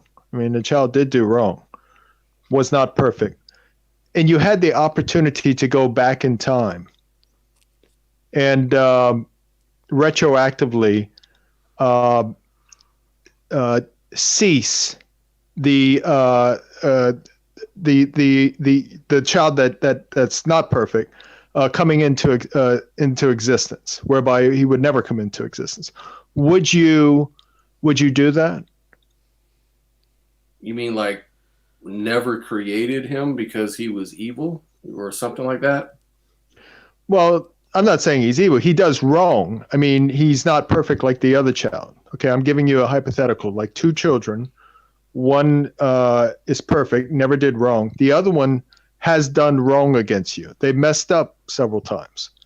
So would you retroactively, if you could, if you had a time machine, go back in time and some kind of way stop that child from ever coming into existence in the first place? Yeah, I think it's kind of vague what you're saying in a way, because it depends on what you mean by wrong. Like, if I don't see. If you tell the child to do something, I'll explain. If you tell the child to do something and the child doesn't do it, so that would be a wrong to you. Now, some parents, they'll whip the child or something, or punish the child in different ways. So I'm talking about a child that is not perfect. It has gone against you. And if, for example, we're like the children of God, we have a relationship with God. And so he gives us certain commands, certain laws, certain things that he expects of us, but we can be disobedient. So if you have a child that is at sometimes disobedient, that child, would you go back in time if you had a time machine and snuff out the existence of that child so that that child never came into existence in the first place? It depends. If the child in his wrongness caused suffering and was immoral and did terrible things, then yeah, I would definitely do that. Oh, so your children right now, you would do that with your children then? The children that you said you have right now, you would go ahead and you wish that they did not exist right now. Yeah, if I could go back in time, if I was God, I'll put it this way. If I was God, I didn't say if you were God. No, you're you. I didn't say that you were God. You're you. Mm-hmm. And we're talking about your children. So you said that you have children. You told your audience that you have children. Mm-hmm. So are you saying right now that you wish your children that you have right now did not exist? Of course I wouldn't say that. No. Well, you would have to say that to remain consistent, because you just answered my question by saying that you would travel back in time and cease your child from ever coming into existence if that child did anything wrong. I wouldn't have created wrongdoing creatures to begin with. Probably. I didn't ask you if you were God. I asked you a hypothetical with regards to if you had a time machine, if you would go back in time and snuff out to the existence of your child, and you said yes. And so to remain consistent, that would mean that your children that you have right now, if you were remaining consistent, you would wish that your children did not exist, because obviously your children aren't perfect. So you would wish right now that your own children did not exist. No, not at all. Yes. In order to remain consistent, you would have to say yes. Analogy. I'm going off the analogy of God. That was the. No, I didn't give you any analogy. I didn't give you any hypothetical with regards to God. I gave you a scenario, and with the answers that you gave to my scenario, in order for you to remain consistent, it would mean that you would have to go ahead and snuff out your own children and wish your own children did not exist. Catholic traditionalist, you're talking over me. So yeah, no, you're talking over me. If you talk over me, I can't address you that way. I would say, I thought you're talking about if the analogy was equal, then yeah, I could go back in time and I wouldn't let any wrongdoing happen to begin with. But if you're saying that if you're asking, would you now as a human want your children not to exist? I'd say no. Okay, so are you finished? I think so. Yeah, go ahead, Catholic. Okay, so you're not being consistent, because your answer to my question with regards to your own child was that if your child was not perfect, you would go back in time and not allow that child to come into existence. And your children right now are not perfect. Therefore, right now, if you're consistent, you would have to hold that you wish your children right now, the very children you have, should not be existing right now. If you deny that, then that means I didn't finish speaking. I didn't finish speaking. Yeah. So excuse me, you're now interrupting me. I didn't finish speaking. You're over talking me. Yeah, I've already. So that would mean that either the answers you provided to me were lies, or you were telling the truth. And if you were telling the truth, that means you wish your own children did not exist right now. That's not what I said. I said if I could go back in time to where they didn't exist as wrongdoers, I could make that. I could do that. I'd want to do that. That way they'd exist as creatures that didn't do wrongdoing. No, you're not. No. In my hypothetical, they would not exist at all. Listen to me. You can't change my hypothetical. My hypothetical would be that they would cease to exist, not that they would come into existence. Well, I missed that. I said that numerous times. I said they would cease to exist, whereby they would no longer come into existence. Well, I said that numerous times. Your point is failing because I missed that part. So. No, you didn't miss that part. No, you didn't miss it. He wasn't. As I said, you're just trying to get out of my hypothetical now because you've been shown to be a very bad dad. Okay, so with regards to you atheists, what do you know 100% for a fact to be true? That's called a straw man. You're straw manning my position. Yeah. Okay. Well, let's move on now. With regards to what you atheists believe, what do you know 100% for a fact to be true? I don't know that I know anything 100% for a fact to be true, but I think that there are things that are pretty testable and can show the same results over and over within different parts of the world and different people doing them. So that seems to be a pretty good decider. So if you see something done, if you perceive something that's done more than once, then it makes it more true? It definitely doesn't make it more true because I don't even know what the word truth means. What I'm saying is if there is a truth, then that is how it would need to be detected. But how would you know that, if there is a truth? That would be how it would need to be detected if you don't even know what truth means. I mean, I guess that's a good point. If I don't know what truth means, I think I was going off of your definition, and I was throwing in the idea that I have an idea with, or a problem with ethereal ideas. So I'm sorry if that threw the whole train off course. Well, you can't say that anything you make, any sentence you make from this point forward, it's all meaningless. It doesn't mean anything because you don't know what truth is. So you don't even know whether you're making a sentence right now. So I'll ask the other two atheists. Right. What do you know 100% for a fact to be true? Right. Well, I don't know anything 100% to be true because I work on a probability scale. So, this is used. Well, no, there's no such thing as a probability scale because you just said there's no such thing as truth that you know 100%. So therefore, just a minute. You can't know 100% for a fact that there is a such thing as a probability scale. Right. I have muted you for a second because you didn't let me finish at all. Right now. I work on a system that works on science, right? And under science, we cannot know anything to be 100% objectively true. What that means is that we have to take things on the evidence that is provided. Now, the more evidence that you have, the more probability that something is true. But that doesn't mean that anything that we know is 100% true. It just means that it has a higher probability than other explanations. So we can then work out what is true in our sense under the naturalistic world. Now, the reason I'm atheist is because all of the arguments that I've heard and I've had to debate against in Christianity and other religions as well do not have enough evidence to outweigh what the evidence that I have for my scientific beliefs. So I can say that my scientific beliefs are true because I have evidence for them.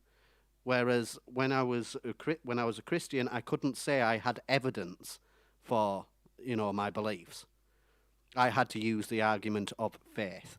Now I will unmute you. Okay, so with regards to everything you just said, is anything in whatever you said 100% for a fact true? As I said, I can't know anything to be 100% objectively true. I work Great. on a So scale of therefore, probability. right. So therefore, everything you just said is meaningless, just like what the atheist just said is meaningless. So therefore, you can't know Right. anything is true. So therefore, anything you say from this point forward is meaningless. Now, to the third atheist, is there anything you know 100% for a fact to be true? I know that I exist 100% as a truth, and I know that I'm not your God. That's something I know Okay. is not true. Okay. Thank you. Thank you. Finally, we get an honest answer, which makes Wait, sense. just a That's the minute. answer Don't just TJ discount gave. our An other honest answers as being answer? dishonest. Were our Katie and my answers not honest answers? We gave you an honest answer. Well, yeah, so when you say you gave me an honest answer, is that 100% for a fact to be true?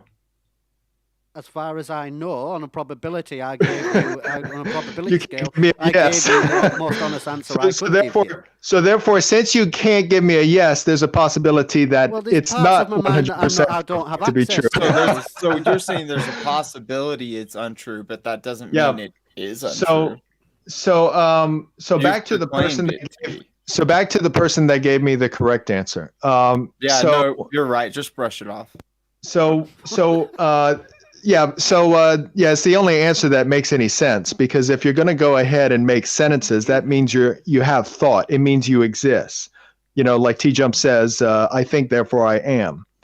And so that's the correct answer. That otherwise an atheist just gets into the ethereal zone of nothingness. When it comes to what Katie and and Justin are referring to, is that when once you can grant that I exist, that's undeniable.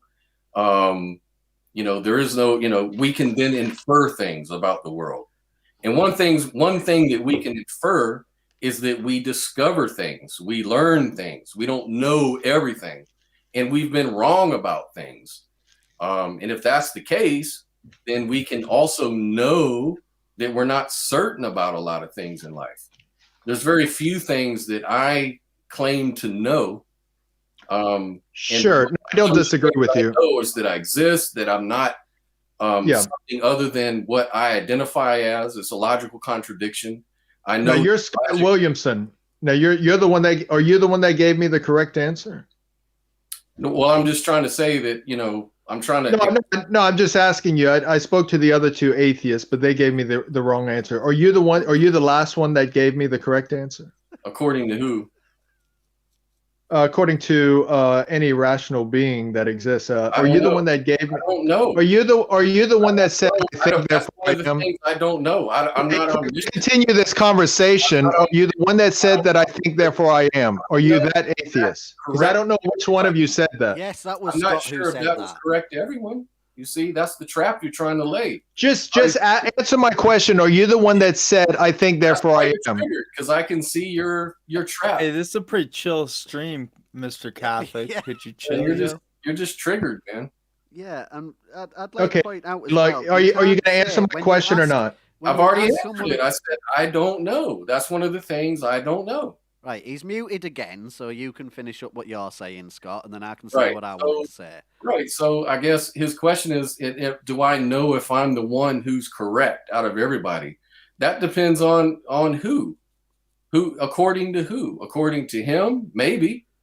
According to someone else, maybe not. So I can't speak for everybody. I'm not omniscient. I don't know everybody's mind. So I don't know. I can say that honestly. And I'd like to add to that by saying that when you ask someone for their opinion, you can't then follow it up by saying, "Oh, you gave me the wrong answer," because an opinion is not a matter of right or wrong.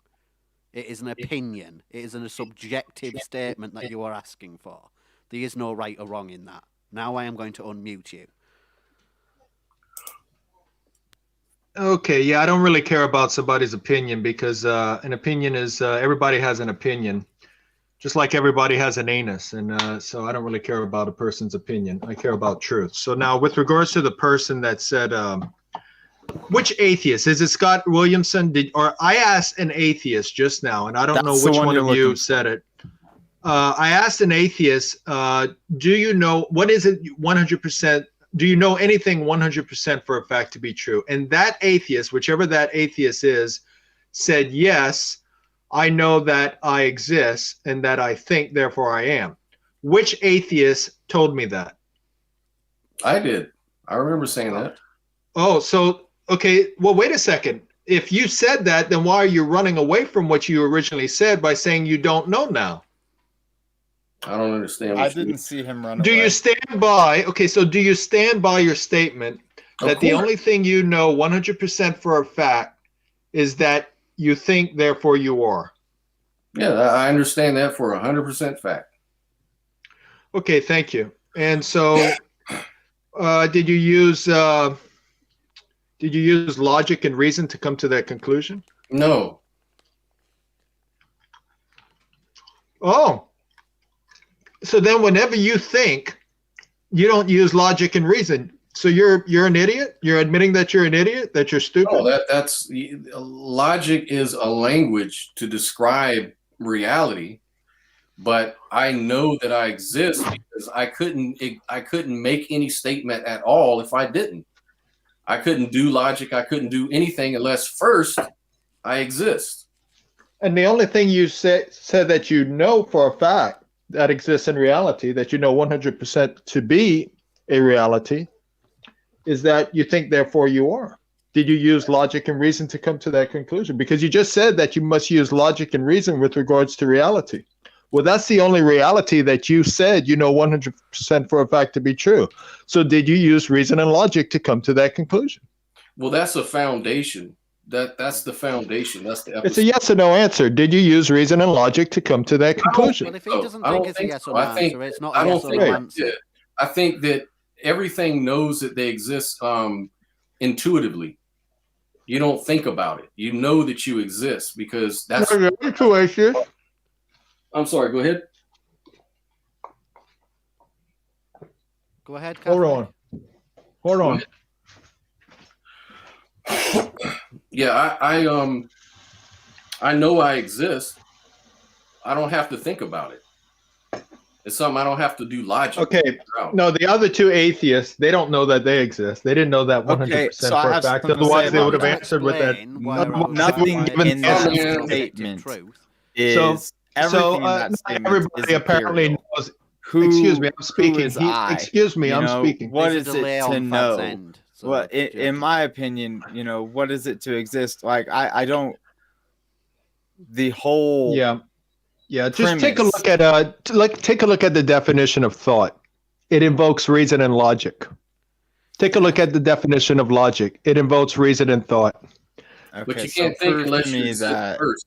You have to. So it's utterly ridiculous for you to say that you think, but you don't use reason and logic when you think. You just what are you, an amoeba? Not necessarily. Oh, you're not necessarily an amoeba? Yeah, let me ask you this. Insults, please, and have a reasonable, conversation here. Yeah, it's well, we can't have a reasonable conversation if he doesn't even know that he can reason. Well, that's not when he says he doesn't use reason when he thinks. So how can we have a reasonable conversation if he doesn't use reason in his own thoughts? Is that what I'm saying? Catholic, you are picking one argument from philosophy. Yeah, I think, therefore I am. Right, you are picking that. There is different arguments, philosophical arguments, as to whether we can even know that we actually exist or not. So some of us may be, using those philosophical arguments. You have no way to know that. So you just picking on one philosophical argument and saying that anyone who disagrees with that is clearly wrong. Yeah, it's utterly ridiculous for any of you to claim. Yeah, it's utterly ridiculous for any of you to claim that you think, that you have thought processes, but that logic and reason has absolutely nothing to do with your thought processes. If it doesn't have anything to do with your thought hold on. If it doesn't have anything to do with your thought processes, then how is it that you can answer my question with a sentence when I pose the question, what do you know 100% for a fact to be true? And then respond to me with, I know that I exist. I think, therefore I am. Well, if you didn't use reason and logic to come to that conclusion, then what did you use? I never used I think, therefore I am. That was. I'm not asking you. I'm asking the person that gave that answer. Scott. Right, go ahead, Scott. Yeah, what I'm saying is I don't know if it's necessary that you use logic to come to that understanding that you exist. It's an intuition. Now you can do logic and come to that conclusion, I'm sure. But either way, we're all stuck in an epistemic circularity at some point. I know I exist because I exist. That's entirely certain. So what's your point? When you formulated the sentence, you understood my question, right? Mm-hmm. When I asked, what do you know 100% for a fact that you know to be true?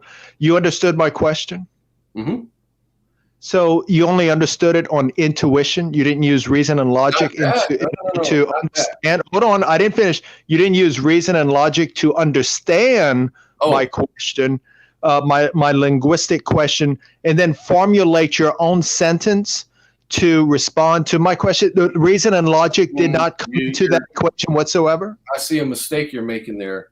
The problem is understanding your language and what you mean when you make statements requires me to listen and put it together and use cognitive abilities like logic, like understanding what your words mean and stuff like that. But to understand whether I exist or not is an internal thing. It's an internal feeling that you have. It may not necessarily only be derived from some sort of logical or cognitive rationale. It could just be that, intuitively as a primary thing, as an experience. Oh, okay. Well, as an experience? Oh, okay. So how do you know that you think, therefore you are? What evidence? Based on what? By experience. I experience an existence. Great. Is that so what it means to experience? Just quick. So in order to experience, which you assume to be an existence, do you use reason and logic to experience anything? To describe that, yeah, I use logic to explain it in a logical way. Okay, so therefore you are invoking reason and logic with regards to thought. When it comes to explaining that fact, but that fact is based on something. Well, no, not explaining it, just perceiving it. For example, can a rock perceive its surroundings? Perception comes first before everything else, so you'd have to experience. Can a rock perceive its surroundings? And after existing, then you can. Okay, you're the low tier atheist, I guess. You're the small yellow bus atheist, I guess. Do you believe in the quantum realm? Sorry, Fad. Let's spin this round on its. Oh, he's gone. He's gone. Yeah, don't be sorry. You made the correct decision. Yeah. No, he left. I didn't kick him. Oh. He left. Oh.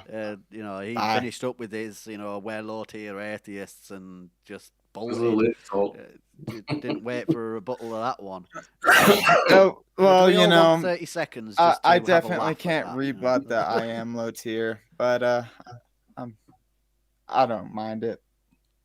Yeah. Oh, that was just ridiculous.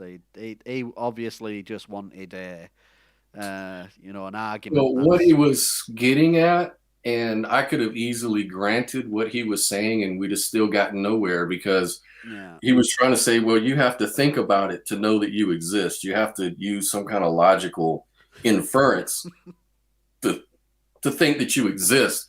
And I just wanted to push back on him on purpose, just to see how he's gonna argue that point.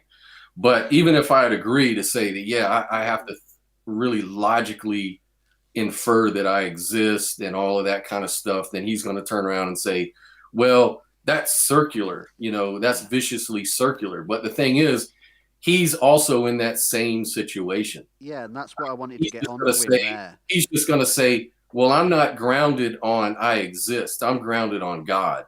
Well, I could simply ask him the same thing. Did you logic your way to God? Did you use logic to get to that point? That is Just like I had exactly, logic to get to, yeah. you know what I mean? No, And that he is was exactly what pointed. I He was knew going to what he ask came. him You're right right. there. He I knew was what going he to came ask in here him, to let's do. There spin was this round no. on its head, and let's, and why is it that he thinks that he's right? Why is it that he believes what he believes? Ask him what he believes and why he thinks that. Because he was most He would likely going to rather use just the get argument all of God. mad and raise his Triggers. voice at you Yeah. and call you just completely Trying to take off irrational your game. than Trying to take push on what you're saying. Now, I Yeah, he's knew right. he was just trolling us when he asked us all to give our thing, and he asked us for an opinion. He asked us what whether we believe anything to be true.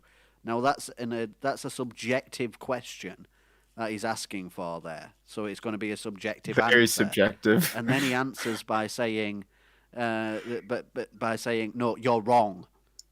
Now, which was the atheist that gave me the correct answer? Which he's just showing his hand that he has a script, that he's looking for one particular answer to a subjective question. I don't even think he's looking for an answer. I think he's looking to insult people. Like he's just trying to throw you off your game and confuse you and come out looking like he's real smart or whatever. Because Am I wrong? and But I mean, is this anybody not who's the watching, game right? that is played sorry, in these Justin. circles? Yeah. Like, yeah, that's what, It at is. least from Now- what I've heard. I But there's particularly have, for there's the an most part, etiquette to stayed it. away from these circles. But it seems like there's a lot of But just people out there that are just out there to rile things up and But kind just- of be false actors. I think Justin- Justin's on a slight delay. He's had a delay all night. So Yeah, he's in a delay. But Justin, I would say that there with these kind of things, there's a couple levels. There's like an amateur level, and then there's a more professional level on up the tiers. As you get up the level of debates, there's a certain etiquette and a certain amount of leeway you give each other to understand definitions and let people finish what they're saying and ask questions to clarify what the real position is. The real bottom level is about straw manning and calling names and using a lot of ad hominem attacks. That's the level. Ad hom, exact. Yeah, that's his level. So but I always like give people the benefit of the doubt that they're going to come in and be an upper level sort of debater. But he just kind of showed himself, and I gave him the opportunity to show himself for what he was. It's kind of like street ball versus professional basketball. yeah, Like you've got people that throw elbows and tackle you on the basketball court, and then that's just not good etiquette.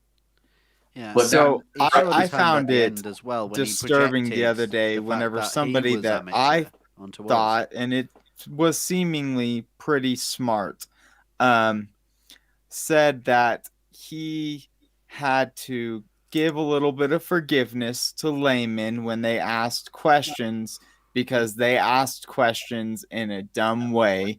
So he had to interpret what they were asking and then give answers to them back in a way that they could interpret back in a dumb way. And he didn't it felt pretentious coming from somebody that I perceived as smart. Now coming from Catholic traditionalists who didn't even give an inclination that he was smart, well, that was that was something else. I'll say that much. Yeah, he was amateur. He was just a train wreck. Never argue with a pigeon, man.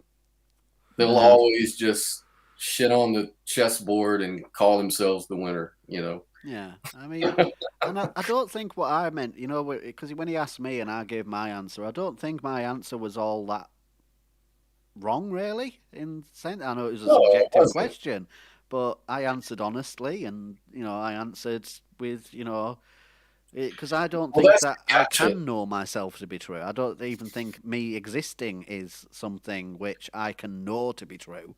Well, see, in presuppositionalist apology, apologies.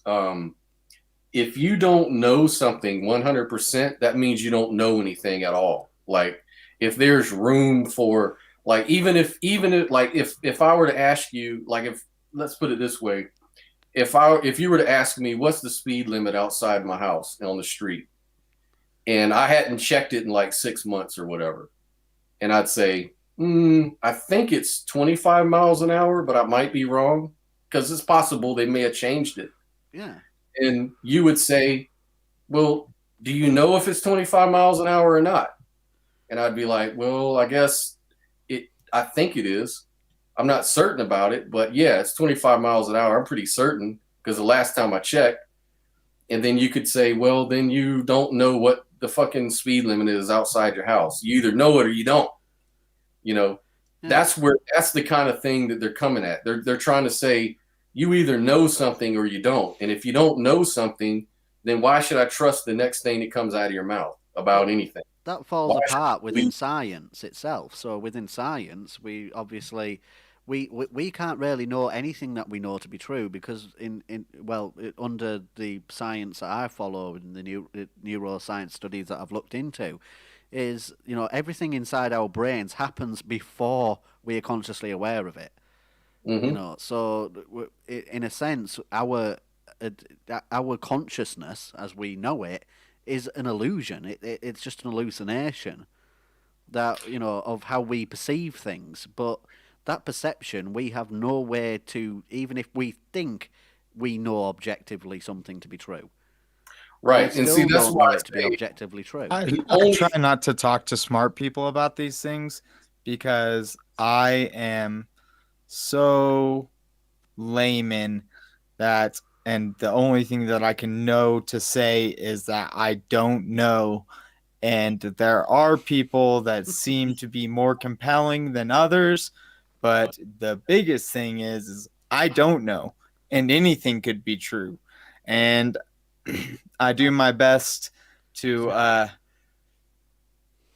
point towards the most compelling things that are going to be most beneficial to my life and my family's life. But I cannot.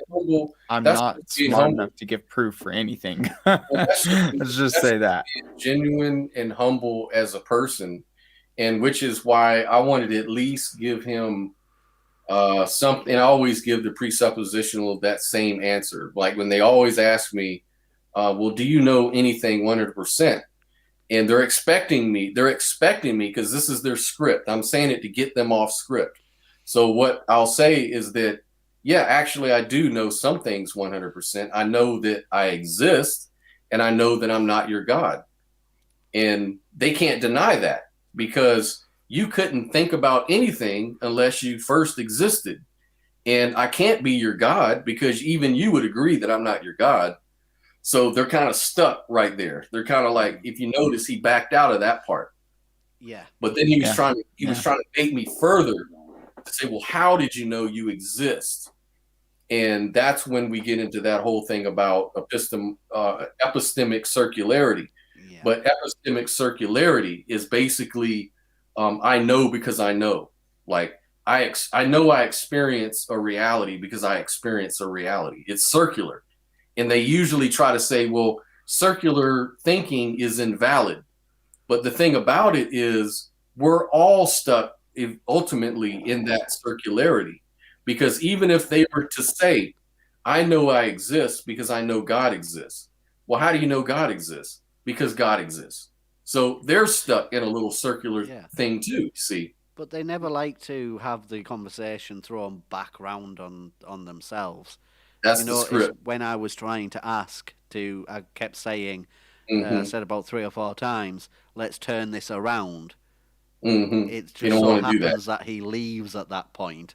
Yeah. He just ran away for sure. He ran away, yeah. He knew that I was going to go down the route of asking him the questions and taking back control of the conversation.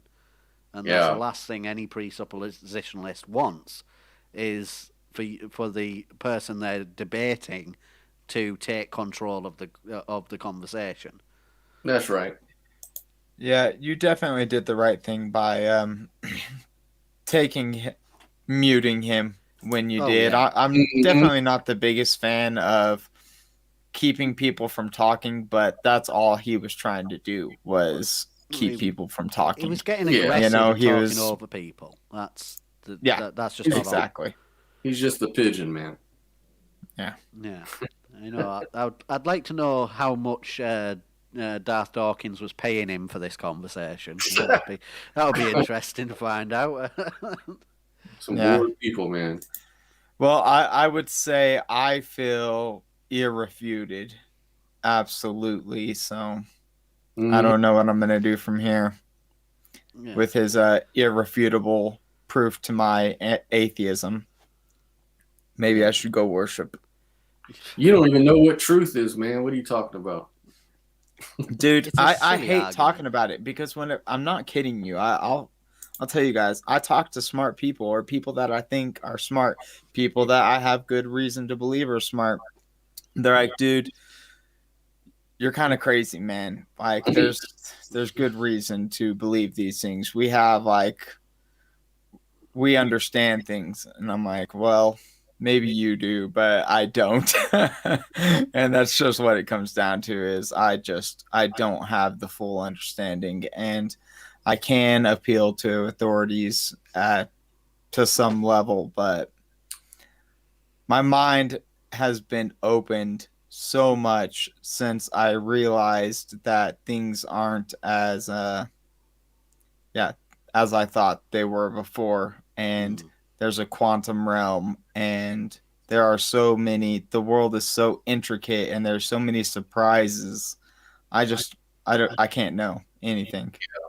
Otherwise, you're full of shit. If you start talking like you understand all this stuff, and that's why I don't. Yeah, I'm agnostic, and I'm not a theist or a religious person because to be that kind of person would be presupposing that I know everything about ultimate reality and I know quantum mechanics and I know what this means and what it implies. And I don't know yeah, that shit. Like, I would be lying to you and lying to myself worse.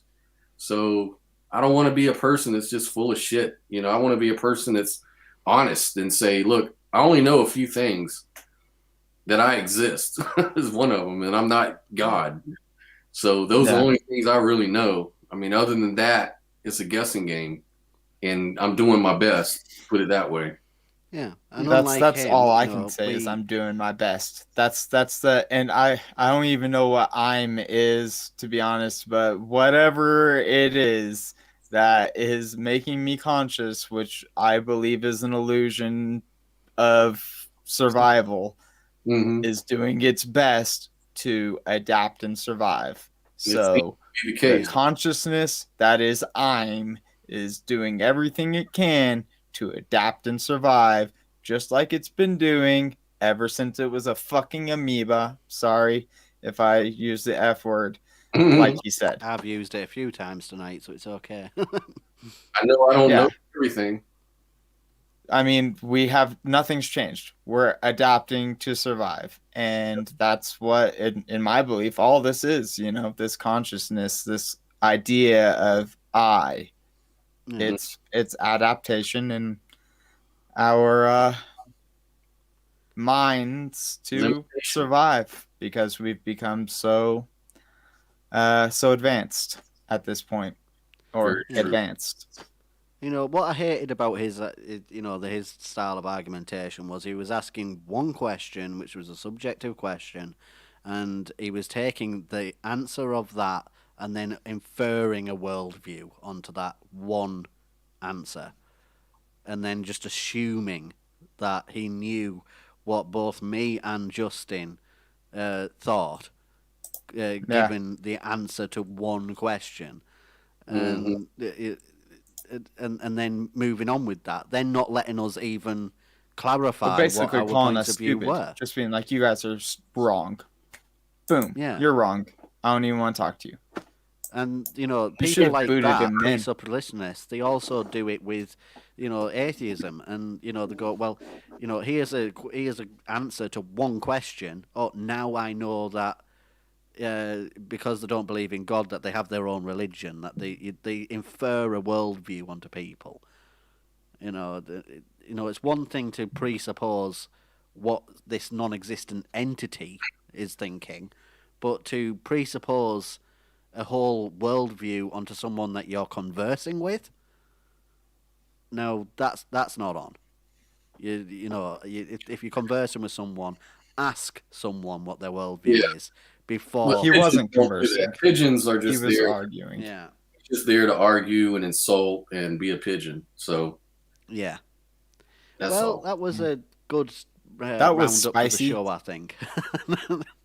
That made it fun. Yeah, I enjoyed that. I mean, we talked about it for a good time afterwards. So yeah. Yeah. Thanks, thanks, Yeah. Catholic. CT. What? See, Thanks, CT. It was a great time talking to you, and like I said earlier, I feel irrefuted. So great job. And thank you very much, Catholic Yep. Traditionalist, because what you've done is you've given us all a nice ego boost, which is which is We all need lovely. I'm sure that's what you set out to do. So thank you very much for that. Thank you. Yeah. Yeah. So before we finish up, we've got a couple of messages in the chat which I'd like to read out. Got Susan Brewer saying, plus Catholic Traditionalist, he was belittling and demeaning, and it's Katie's channel, so Catholic dude should get his own. I think that's a good point, a good bit of advice to all of the people like him out there. Stop trolling other people's freaking channels and get your bloody own. At least he was, I hate to say it. At least he came on the show, and he didn't just. He actually, even though he was crazy pushy about it, he was trying to defend his idea, whereas some people are just like, credit where credit's due. I don't know. Yeah. It was fun to watch him, and it was even more fun to watch you kick him off. Or well, I know you didn't kick him off. He but ran. even left. more I fun was watch about to kick rage him quit. though if he wasn't going to Let's answer say my that. question, but because I was going to take control of the conversation, and if he didn't want me to take control and continued on with his point, I would have kicked him. But Yeah. he left chickened out before that happened. Then we Rage got quit. a point from Almost Atheist. An important point for me is that many religionists, like Jehovah's Witnesses, think a similar way about atheism. They just don't always say it so bluntly. Ignorance isn't just not blissful; it's dangerous. And I think I completely agree with that. No doubt. Definitely. I think that's a good Agreed. place to end the show. So thank you very much for everyone who's watched. I know that we've had a few streaming issues tonight. Had to start a couple of new streams because of lag and program crashes. So sorry about that. But we had a nice little piece, golden nugget at the end there with Catholic Traditionalist. I will be back on Friday with another Caleb and Sophia live rebuttal. So please join me for that. And I'm back next Monday with the Borg Skeptic Show, and we will be having a Godless Engineer as the guest. So a very special guest there. So I hope you are able to join in for that as well. We're hoping to have a really good conversation with him. And as always, please, everyone remember, ignorance is never bliss. Thank you, and good night. Good night, folks.